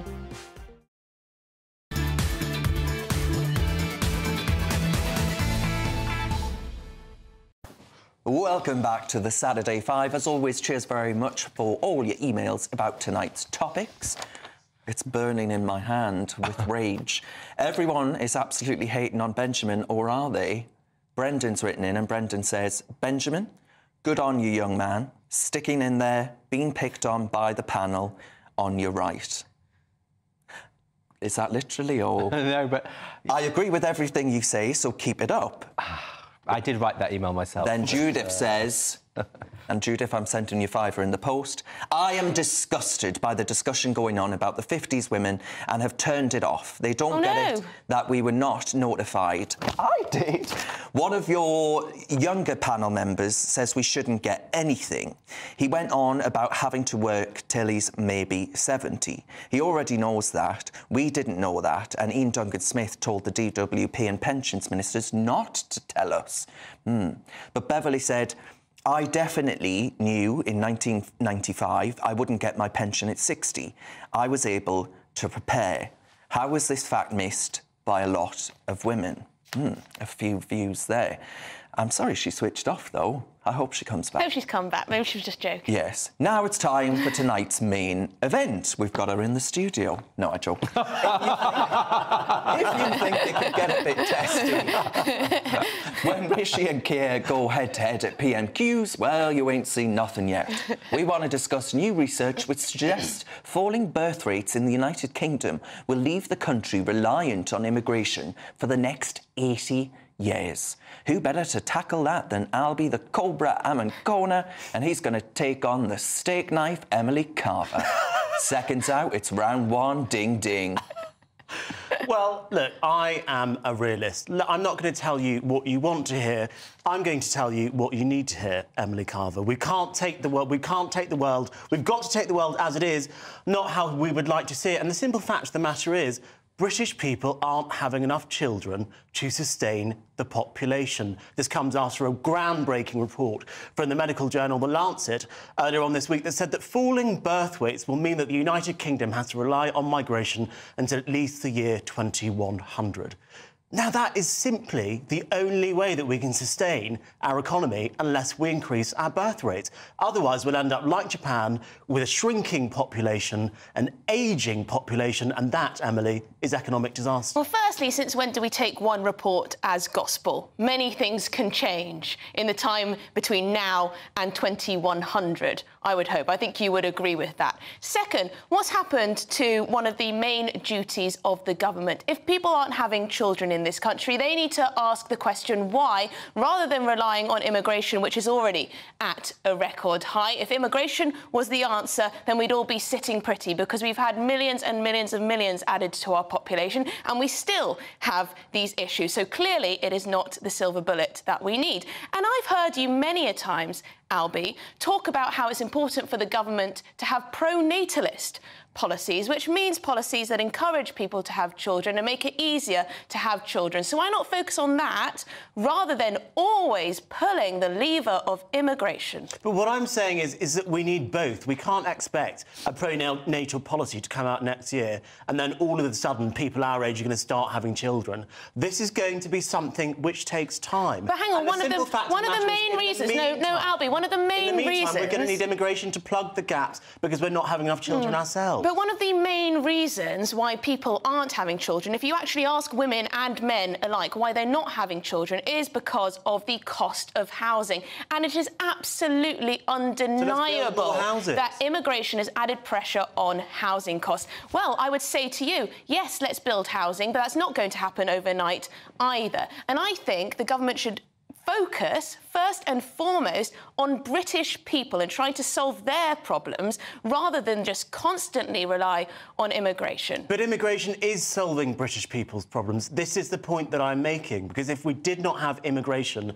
to plug the fact that we are not having children at the rate of replacement, then we'd have even more problems. Hang on. No, I think one of the biggest problems, and we were just hearing before in the news bulletins, is that so many young people are simply not working. So instead of just relying on immigration, because let's remember, immigrants get old too, and they have children and dependents and everything else, which, of course, costs the state, maybe we should focus on making it easier in that way. All right, OK, let's open it up now to all of us. And email in, who do you think won that one? I assume you're... I was almost expecting a bell to go off there. It was very good. Ding, ding, ding. There we are. You must be in the Albi camp, I assume, Benjamin? I mean, I'm kind of between both of you because we have a rapidly falling birth rate that is likely to continue to go down. You know, it's about 1.4 at the moment, and you'd need 2.1 if we were replicating our current population. And I think that's a real problem because we can't pay, dare I mention them again, for our old age care, for our pension costs. So that's a big issue, and I think it is beneficial if we could get that number up. But you also have the reality that there is finite resource on this planet. And I think we're increasingly being confronted by the reality that there is only so much food, only so much space, only so much land. And actually, it would make a lot more sense to reorganise where people on this planet live. One of the major problems that we're going to have in the next century, if not much sooner than that, is climate change. Big parts of the world will not be habitable as they are now. And so we should want migration. What exactly are you saying? That we should just give up even wanting to have children and just rearrange the global population? England isn't just a piece of land. I'm not saying that nobody should have children. Of course I'm not. I think people should have children. I don't. But we would be much...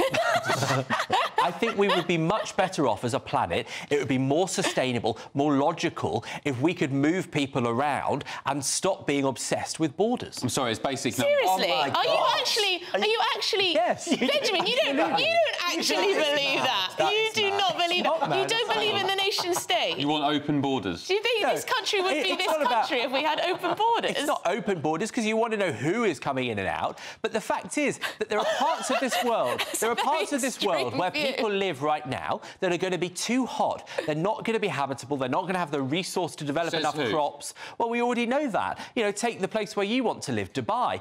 Everything is inside. They have the world's biggest mall because it's too hot to be outside. To be fair, Benjamin would know better than us because he spends most of his life travelling to these hot countries. Sorry, it's always been hot in Dubai and the Middle East. What's your point? Nothing like as hot as it is at the moment. The fact is that we have to... Yes, it has. Go back to the Roman warming period. You can either have... Sorry, the fact is you can either have a migration crisis or a migration management. You're sitting here talking about climate change and having open borders and people moving across the world in an uncontrolled fashion. To be honest, we've got that already in England and the UK. We've got 45,000 people a year coming on small boats. We don't know who the hell they are. So we've got that already. And Emily's quite right. If you've got... It's simple supply and demand. You've got not enough houses, nowhere to house people, yet you've got a city the size of Birmingham coming here every 2 years, 700,000 people, and you expect people to have kids when they can't find anywhere to live. It's a disgrace. Ben, you're a dad, right? How would you say that you need to go about to actually encourage people like Emily or whoever? Hey, don't pick me out just because I'm a woman. You can bear some children. Well, good luck. You know, AI children. I'll tell you what you do. You go out for dinner, you have a few drinks, you go home, you get frisky with each other, and you just have kids. And you just do it. How do you pay for the kids? I was talking to a lady from Pregnant Then Screwed on another channel earlier on this week. What on earth is that? What is that? It is a campaign group about the cost of living when you have children. Oh, you just find a way. No, listen to this statistic, because I think you'll find it shocking. She told me that research that her organisation had done found that 52% of abortions in the United Kingdom, do you know why they happen? Because having children is so expensive, these people don't feel that they are financially able not to have an abortion. I hope that campaign group is actually helping women, because it does sound like it's putting you off a bit. It would put me off. That's shocking, that statistic. I get... Sorry, Albie, people in much more deprived positions years and years ago have had children and they've found a way. They have found a way. Single mothers with multiple jobs. You're not persuading anyone. Hang on. For so long, the lesson was that you don't want irresponsible parenting, that you shouldn't have kids at 16 or whatever because you can't raise them. And so you can't have it both ways. This is a crisis of humanity. Elon Musk says it. It's the greatest threat to humanity, even above so-called climate change. We're not having enough children. Japan, if their birth rate continues over the next 70 years, there will be no Japanese people. That's not some far-fetched assessment. It's fact. Italy's birth rate is in the gutter. The UK's birth rate is falling in the gutter. But can I just say to you, Japan is a great example because they have one of the largest percentages of elderly pension-age population, and they have very low immigration, and their economy has been struggling for decades because can't of help that. yourself. You've got to bring the pensioners It in. needs immigrants Do you know what? to get the country I wonder, going. though, in the case of Japan, whether that will change. And this is just a phase that country is going through, and perhaps government or culturally changes will happen, and the birth rate will go up for one reason or another. But what we've got because to hit Japan home. clearly has decided that immigration isn't the answer, because they limit their immigration very strictly, they don't had they? like one Syrian refugee a couple of years ago. One. Yeah, it was like one. OK, so they very much have the drawbridges up. Can I say something very I wish important? we were more like Japan. I'll just put that on record. Just for 30 seconds. Yeah. Women, particularly, have been sold a lie that it's acceptable and they'll be happy to get into older age with being childless. They've been told this lie that they can party through their 30s and what do they call it? Bottomless brunch is more important than starting a family. And men as well. But Yeah, but men can have children whenever. This Sex and the City lifestyle, that programmes like that have promoted, and the lie that women have been fed, that you can get old being childless and you'll be happy is an Well, let me absolute talk lie. about actually, because for a lot of women it's because they can't find a suitable partner, so maybe because they men leave need it to too also late. pull their socks up. Because being quite frank, they leave it too late. They get to their mid-30s because they've been partying so much, and they think, right, time to get a man. All the good men are taken. A lot of these men these days are too scared to even approach a woman. We've become a society that's actually pushed that. Anyway, we're going to have to leave that one. Still ahead, though, we answer your questions in the final part of the show. Nothing is off limits. And there's still time for you to message us. gbviews@gbnews.com is the email you need.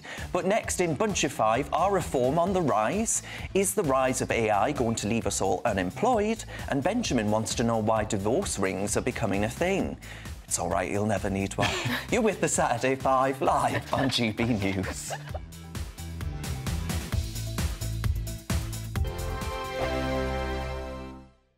Hello, here's your latest weather update from the Met Office for GB News. We saw a very unsettled day on Saturday with lots of showers around, but things look quieter for Sunday, drier, brighter, with lighter winds too. Low pressure is anchored towards the northeast. That brought the very blustery northwesterly airstream. Lots of showers on Saturday. A little ridge of high pressure though moving in from the west, and that does promise to quieten things down as we go into Sunday. Still quite a few showers to contend with as we go through the first part of the night, but they will tend to become more focused towards the north and northwest during the early hours of Sunday, and with clearer spells developing elsewhere, the winds just starting to ease down a touch. We could see a touch of frost in some rural spots. Town and city temperatures holding up at 4 to 6 degrees, locally down closer to freezing though in rural areas. As we go into Sunday then, I say a much quieter day on the whole, lighter winds, more in the way of sunshine around, still 1 or 2 showers, mainly up towards the north and northwest, still wintry over the hilltops in Scotland, and notice there rain just gathering out towards the far west by the very end of the day. In the sunshine and with lighter winds, it should feel fairly pleasant, temperatures peaking at 13 Celsius in the southeast, that's 55 in Fahrenheit. And as for the start of the new working week then, things will turn very wet out towards the west, quite blustery winds developing once again. Whereas out towards the north and east, we hold on to some bright weather at times, and temperatures not doing too badly still, certainly down towards the southeast, peaking again at around about 11 or 12 degrees. But things will generally turn more unsettled during the week ahead, so rain at times, and temperatures close to the seasonal average. 2024, a battleground year. The year the nation decides. As the parties gear up their campaigns for the next general election. Who will be left standing when the British people make one of the biggest decisions of their lives? Who will rise? And who will fall? Let's find out together. For every moment, the highs, the lows, the twists and turns. We'll be with you for every step of this journey. In 2024, GB News is Britain's election channel. GB News is the home of free speech. We were created to champion it, and we deliver it day in, day out. Free speech allows us all to explore and debate openly the issues most important to us, our families, and of course, the British people. Having challenging conversations to enlighten each other. Which is why we hear all sides of the argument. We are the People's Channel. We will always stand by the freedom to express yourself. On TV, radio and online. This is GB News, Britain's news channel. Join me, Camilla Tominey, every Sunday at 9:30 when I'll be interviewing the key players in British politics and taking them to task. This report basically says that he's not fit to stand trial. With an upcoming election looming over Westminster, now is the time for clear, honest answers. I agree. And that's precisely what I'll get. Is he indecisive? Incompetent? That's the Camilla Tominey Show at 9:30 every Sunday on GB News, the People's Channel, Britain's election channel. On Mark Dolan tonight, in My Big Opinion, the Archdeacon of Liverpool has entered a race row by saying, let's have anti-whiteness. The Church of England is now on its knees for all the wrong reasons. And in My Take at 10, England played an international football game today wearing a defaced flag. The world's largest sportswear company has insulted this country, and I'll be giving Nike a ticking off. We're live at 9.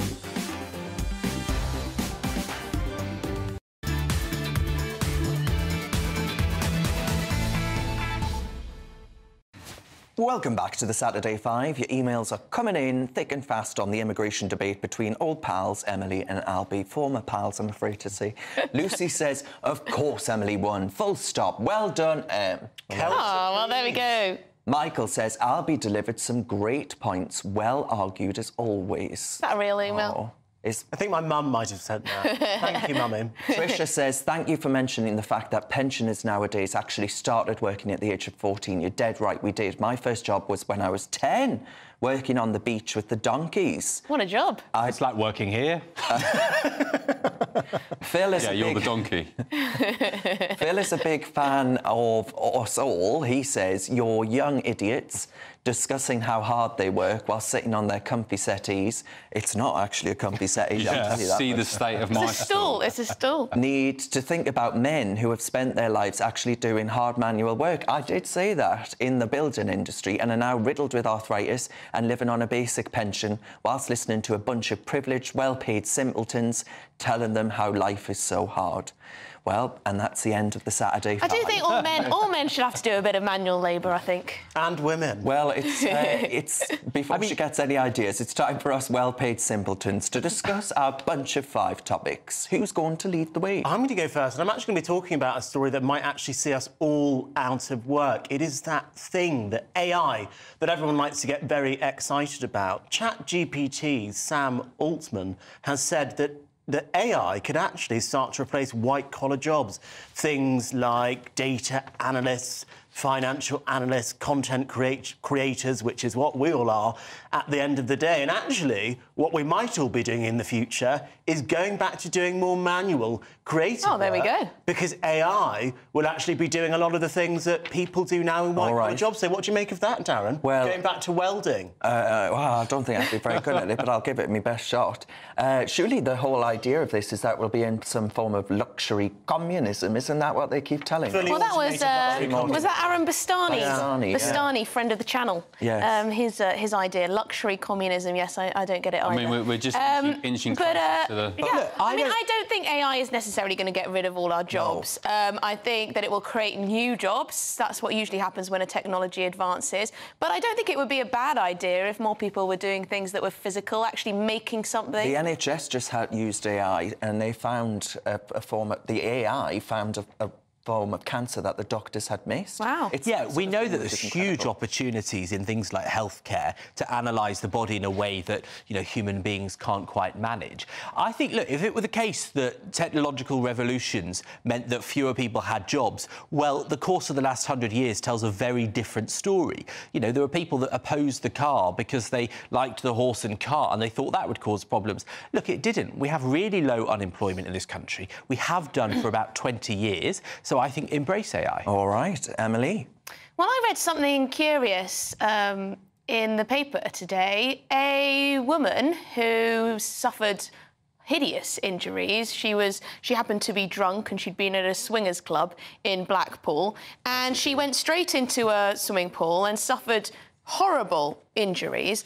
Anyway, she's suing the NHS, or attempting to sue the NHS, for £10 million. OK, so she's suing the NHS for £10 million. I have no idea if she's going to get anything like that. I don't know if she's going to get any compensations.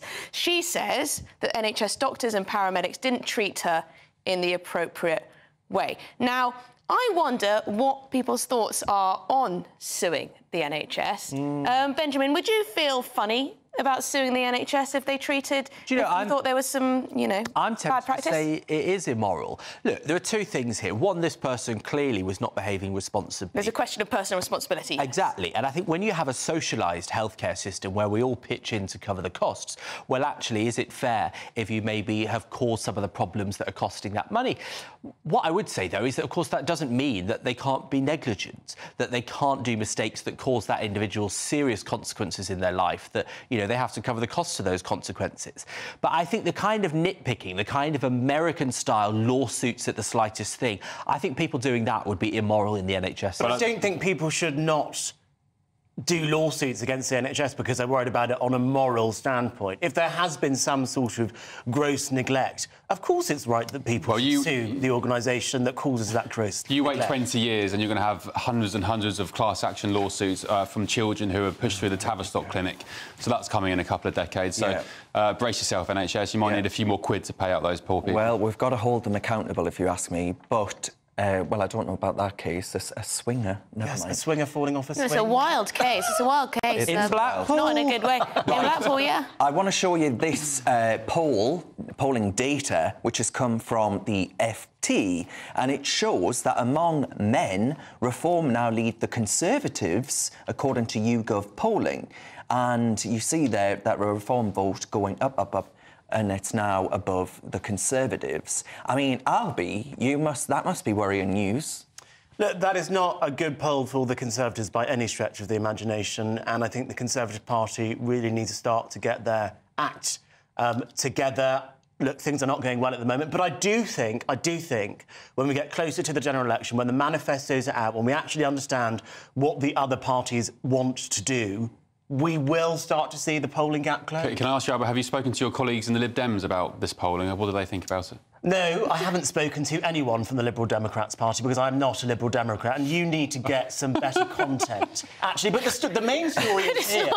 The main story is here, actually, is that Labour is soaring with men. So they're not interested in your bigoted... Well, Benjamin's celebrating. ...bigoted populist politics either. Look, the Conservative Party is done for. You know, it's especially if Nigel comes back. It's not appealing to the centre-ground voters where elections are won, and it's lost its traditional voters who have gone over to Reform. So I think they've got a disaster in the works. However, there is no way that polling will translate into a meaningful number of seats for Reform. You will still have the Conservatives definitely as the opposition, and with all the resource and newspaper support.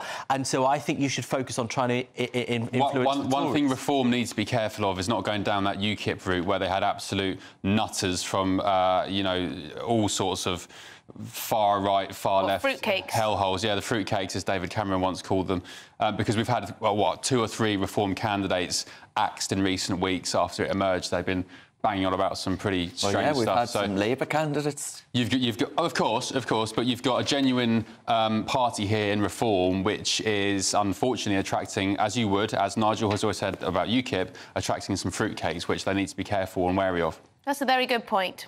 Yes, all right. Ben? What am I talking about? ITV, they held an internal meeting this week where one exec producer said that they weren't interested in having white men as top talent anymore. Excuse me, what about Anton Deck, Jeremy Clarkson, Bradley Walsh? I go on and on. What about you?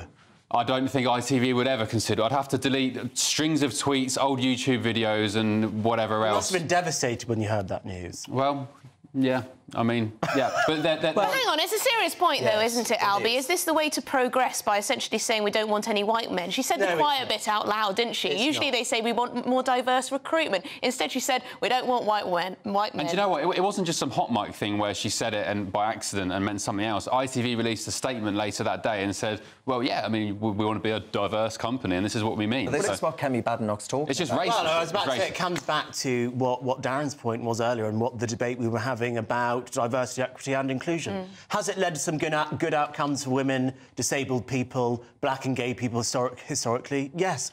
But at what point do we say we have the level playing field that we want. But do you know what? Let's all move forward together. You know what? You see people like Alison Hammond from This Morning or Judy Love, the comedian that's often on Loose Women, both big ITV programmes. They would never have got that chance before, and they're absolutely beloved. How do you Because they didn't. Because that sounds a bit racist. No, because doesn't it? Alison Hammond has been around for 20 years. Are you saying that? And she never got the opportunity until You recently. saying she didn't get the job because of meritocracy? I'm saying you saying she got the job because she was a token? No, I'm not saying that. I'm not saying that at all. What I'm saying you are. is that That's exactly what you're talent... saying. You just made the mistake there of saying that. No. You made a mistake. Don't just put admit words it, into Benjamin. my mouth, You made Ms. a Carver. mistake there. It's fine. No, it's fine. You made a mistake. You made a mistake. Emily, what I'm saying is her talent. Squirm like this for her talent didn't have the chance to come to Benjamin, the fore. you've outed yourself as a racist.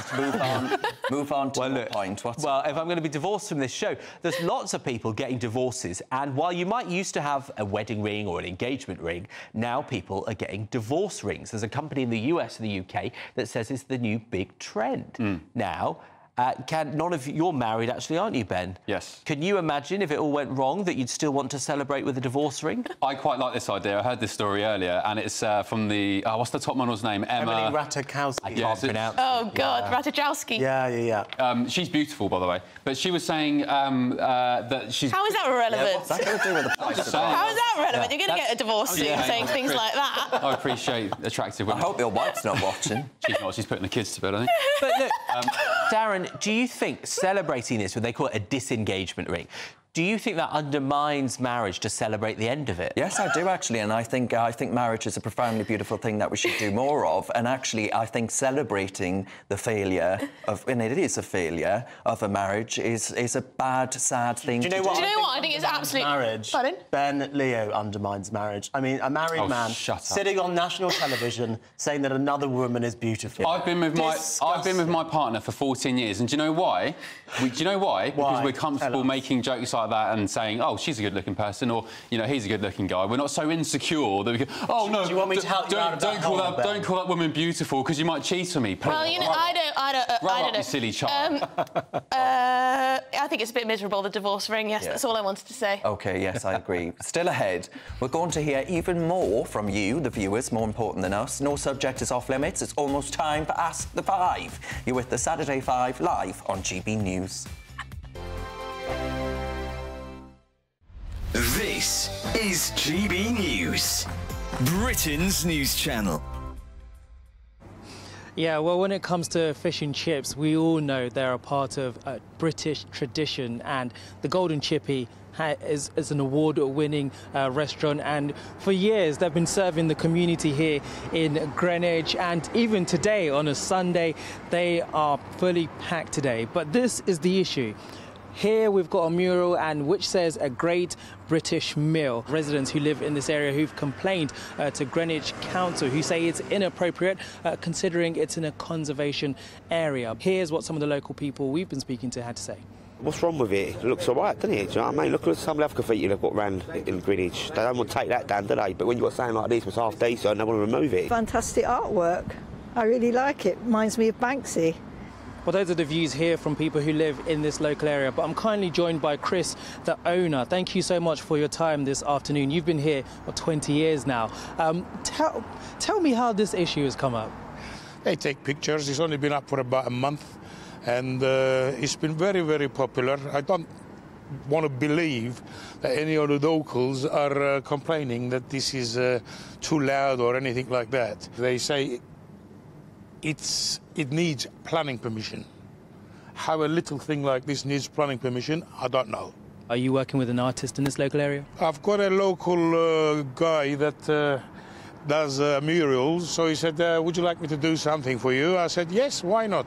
I said, make sure you leave a bit of space for people to stand there so they can take some selfies or pictures or whatever they want to do from Golden Chippy. And it's been extremely popular, and not one person has come to me and said, that looks terrible. So I cannot imagine the person that complained about this. I think it's just council. Big news, big debates, big opinion. Patrick Christie's Tonight is the week's biggest show. Every weekday, 9 to 11 p.m, we've got the inside track on the day's top stories. There'll be sharp takes you won't get anywhere else. We will set the news agenda, not just follow it, and I want to bring you along for the ride. Whatever it is, we'll have our finger on the pulse. It's news, but it's this close to entertainment. Patrick Christie's Tonight, 9 till 11 p.m, only on GB News, the People's Channel, Britain's news channel.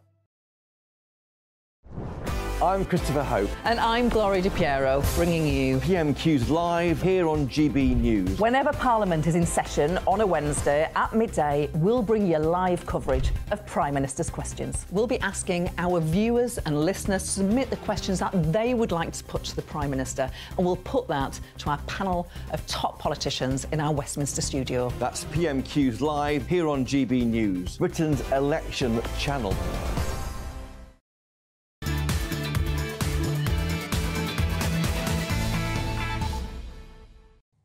Welcome back to the Saturday 5. No emails here because we're going straight to your questions. No topics are off limits, and you've been filling up our mailbox at gbviews@gbnews.com. Danielle asks, which of you 5 would make the best Prime Minister? I think it depends who you're asking for. You'll get 5 different answers. No, hang on. I know how to do this. You each answer, but you can't name yourself. So, Albie, who's your best PM out of us 4? Emily. Oh, yes. Oh, that's a very hard one. That's a very hard one. I'll return the favour, Albie, darling. I'd say Emily. Oh, excellent. Emily. I think I'd have to say Albie because he's the only vaguely sensible one on the show. So this is a win for us, Emily. Then no one else voted for us. I mean, frankly, I would say myself. I won. I got 3. Yes, but I got 2. You got 3. They got none. Racist. Right, next we're going to hear from Simon. Are any of you good at sport, and which ones? Oh, God. I was actually a professional downhill skier. Oh, she's professional at skiing. Well, you're not going to be an uphill skier, are you? You can do that, though. I mean, to be honest, Emily, you couldn't have made yourself sound more middle class. I know. Jolly hockey sticks over here. Upper middle class. I'm not good at any sport. Is talking one? I grew up playing tennis to quite a decent level, and I'm now trying to live my dream through my child. He's 4 years old, and the coach the other day said he's the best. He's the best 4-year-old he's ever coached. Oh, you're a tiger parent. I love tennis. Absolutely loved tennis as a kid. I was the Alderley Edge champion as a teenager. But you weren't. I was. Wow. But I mean, it's only a village, right? But sadly, I gave it up as an adult, and it's something I really regret and want to take back up because. Well, I need to shed the pounds. So you're quite good at flicking your wrist, then, aren't you? Are you? Yeah, exactly. A good flick of the Good wrist. God. It's not that kind of show. I used to row when I was at school. God, you're also posh. I mean, sitting down sports are posh, yes. Yes, sitting down sports. I mean, this is a sitting down sport, isn't it, really? But, so no, I did used to row, but I'm no good at it anymore. Right, OK, Stuart has written in. Stuart says, Ben has been on every show since presenting a 2-hour show last night. Please tell me he's not a robot. AI hasn't come on that far, has it? He is a good lad, though, always worth listening to. Oh, that's very kind. Is that your dad? Was that a question? Yes, it was a question. Is Ben real? Oh, he's asleep now. He's asleep. I think AI's gone too far. I tell you what, I got up at 4 o'clock yesterday morning to come to work. I was on Britain's Newsroom in the morning. Then I covered for Patrick last night. Then I was up again at 7 this morning. Don't need your life story, Ben. Anyway, I'm very tired.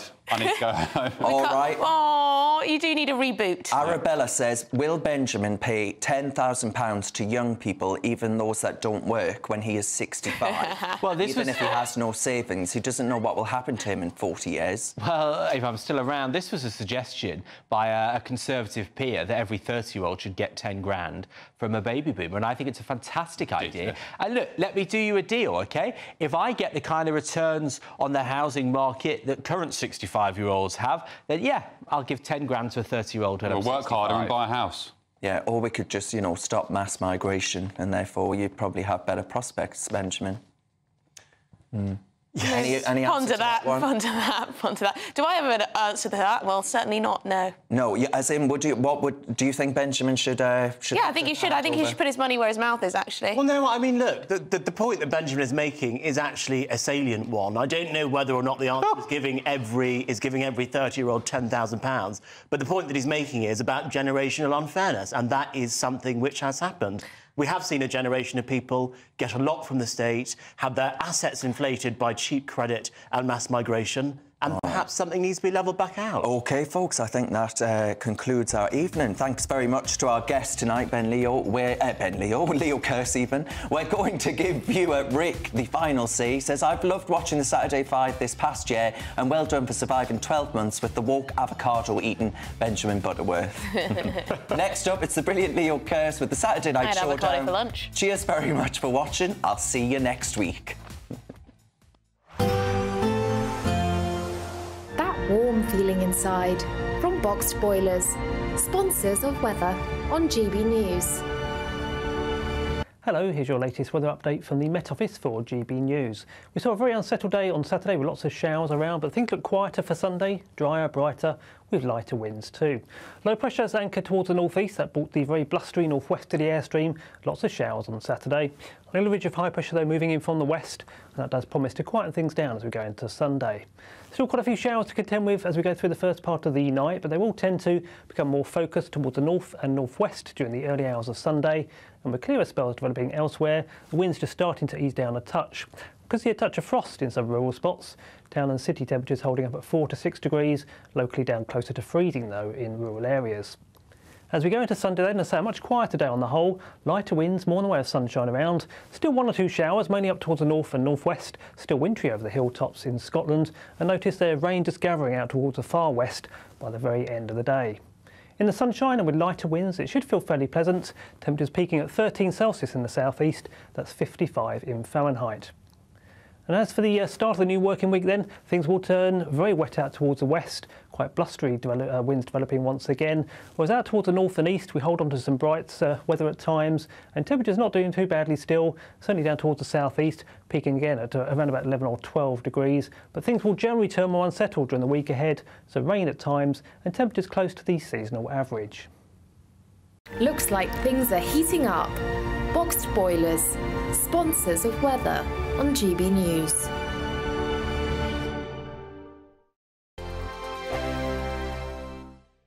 Time is ticking on your chance to win the Great British Giveaway. There's a massive £12,345 in tax-free cash to spend however you like, along with £500 in shopping vouchers for your favourite store, a games console, a pizza oven and a portable Sonos smart speaker. And the best news? You could be our next big winner, just like Phil. Didn't quite believe it and still can't. And if I can win it, anybody can win it. For another chance to win the vouchers, the treats, and £12,345 in tax-free cash, text GBWIN to 84902. Text costs £2 plus one standard network rate message, or post your name and number to GB03 PO Box 8690 Derby DE1 9TT. UK only. Entrance must be 18 or over. Lines close at 5 PM on Friday the 29th of March. Full terms and privacy notice at gbnews.com/win. Please check the closing time if watching or listening on demand. Good luck. I think the most exciting bit for me is talking to people. People who I think are ignored often by the major news channels. We're going to give news they want to hear. There's a voice there that needs to be heard. I think there's a chance here for a diversity of opinion to be expressed, which you don't find elsewhere. It's really exciting. We don't hold back. We're free to say how decisions that are taken here affect us all around the country. Only on GB News, the People's Channel, Britain's news channel. I'm Michelle Dewberry, and I'm not here to tell you what to think. I'd much rather hear what you have to say. So send in your opinions to gbviews@gbnews.com. Keep them clean, and you never know, I might read them out. With my panel here on Jubes & Co, we debate, we get stuck into the issues of the day on a show where all views are welcome, especially yours. GB News, the People's Channel, Britain's news channel. 2024, a battleground year. The year the nation decides. As the parties gear up their campaigns for the next general election. Who will be left standing when the British people make one of the biggest decisions of their lives? Who will rise? And who will fall? Let's find out together. For every moment, the highs, the lows, the twists and turns. We'll be with you for every step of this journey. In 2024, GB News is Britain's election channel. GB News is the home of free speech. We were created to champion it, and we deliver it day in, day out. Free speech allows us all to explore and debate openly the issues most important to us, our families, and of course, the British people. Having challenging conversations to enlighten each other. Which is why we hear all sides of the argument. We are the People's Channel. We will always stand by the freedom to express yourself. On TV, radio and online. This is GB News, Britain's news channel.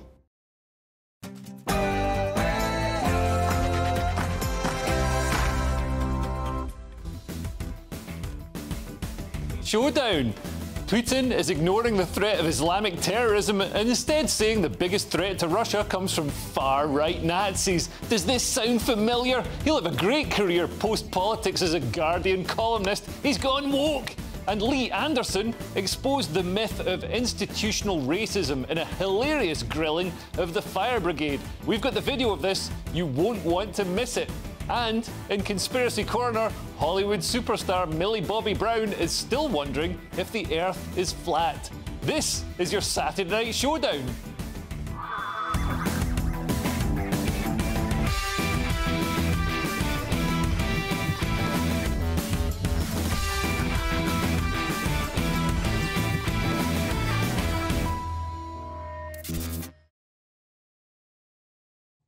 And discussing all tonight's topics with me are my brilliant panel. Joining me tonight are comedians Susie Kennedy and Nicholas DeSanto, and the lawyer and broadcaster and general polymath Andrew Eborn. But first, let's get your latest news headlines from Sam Francis.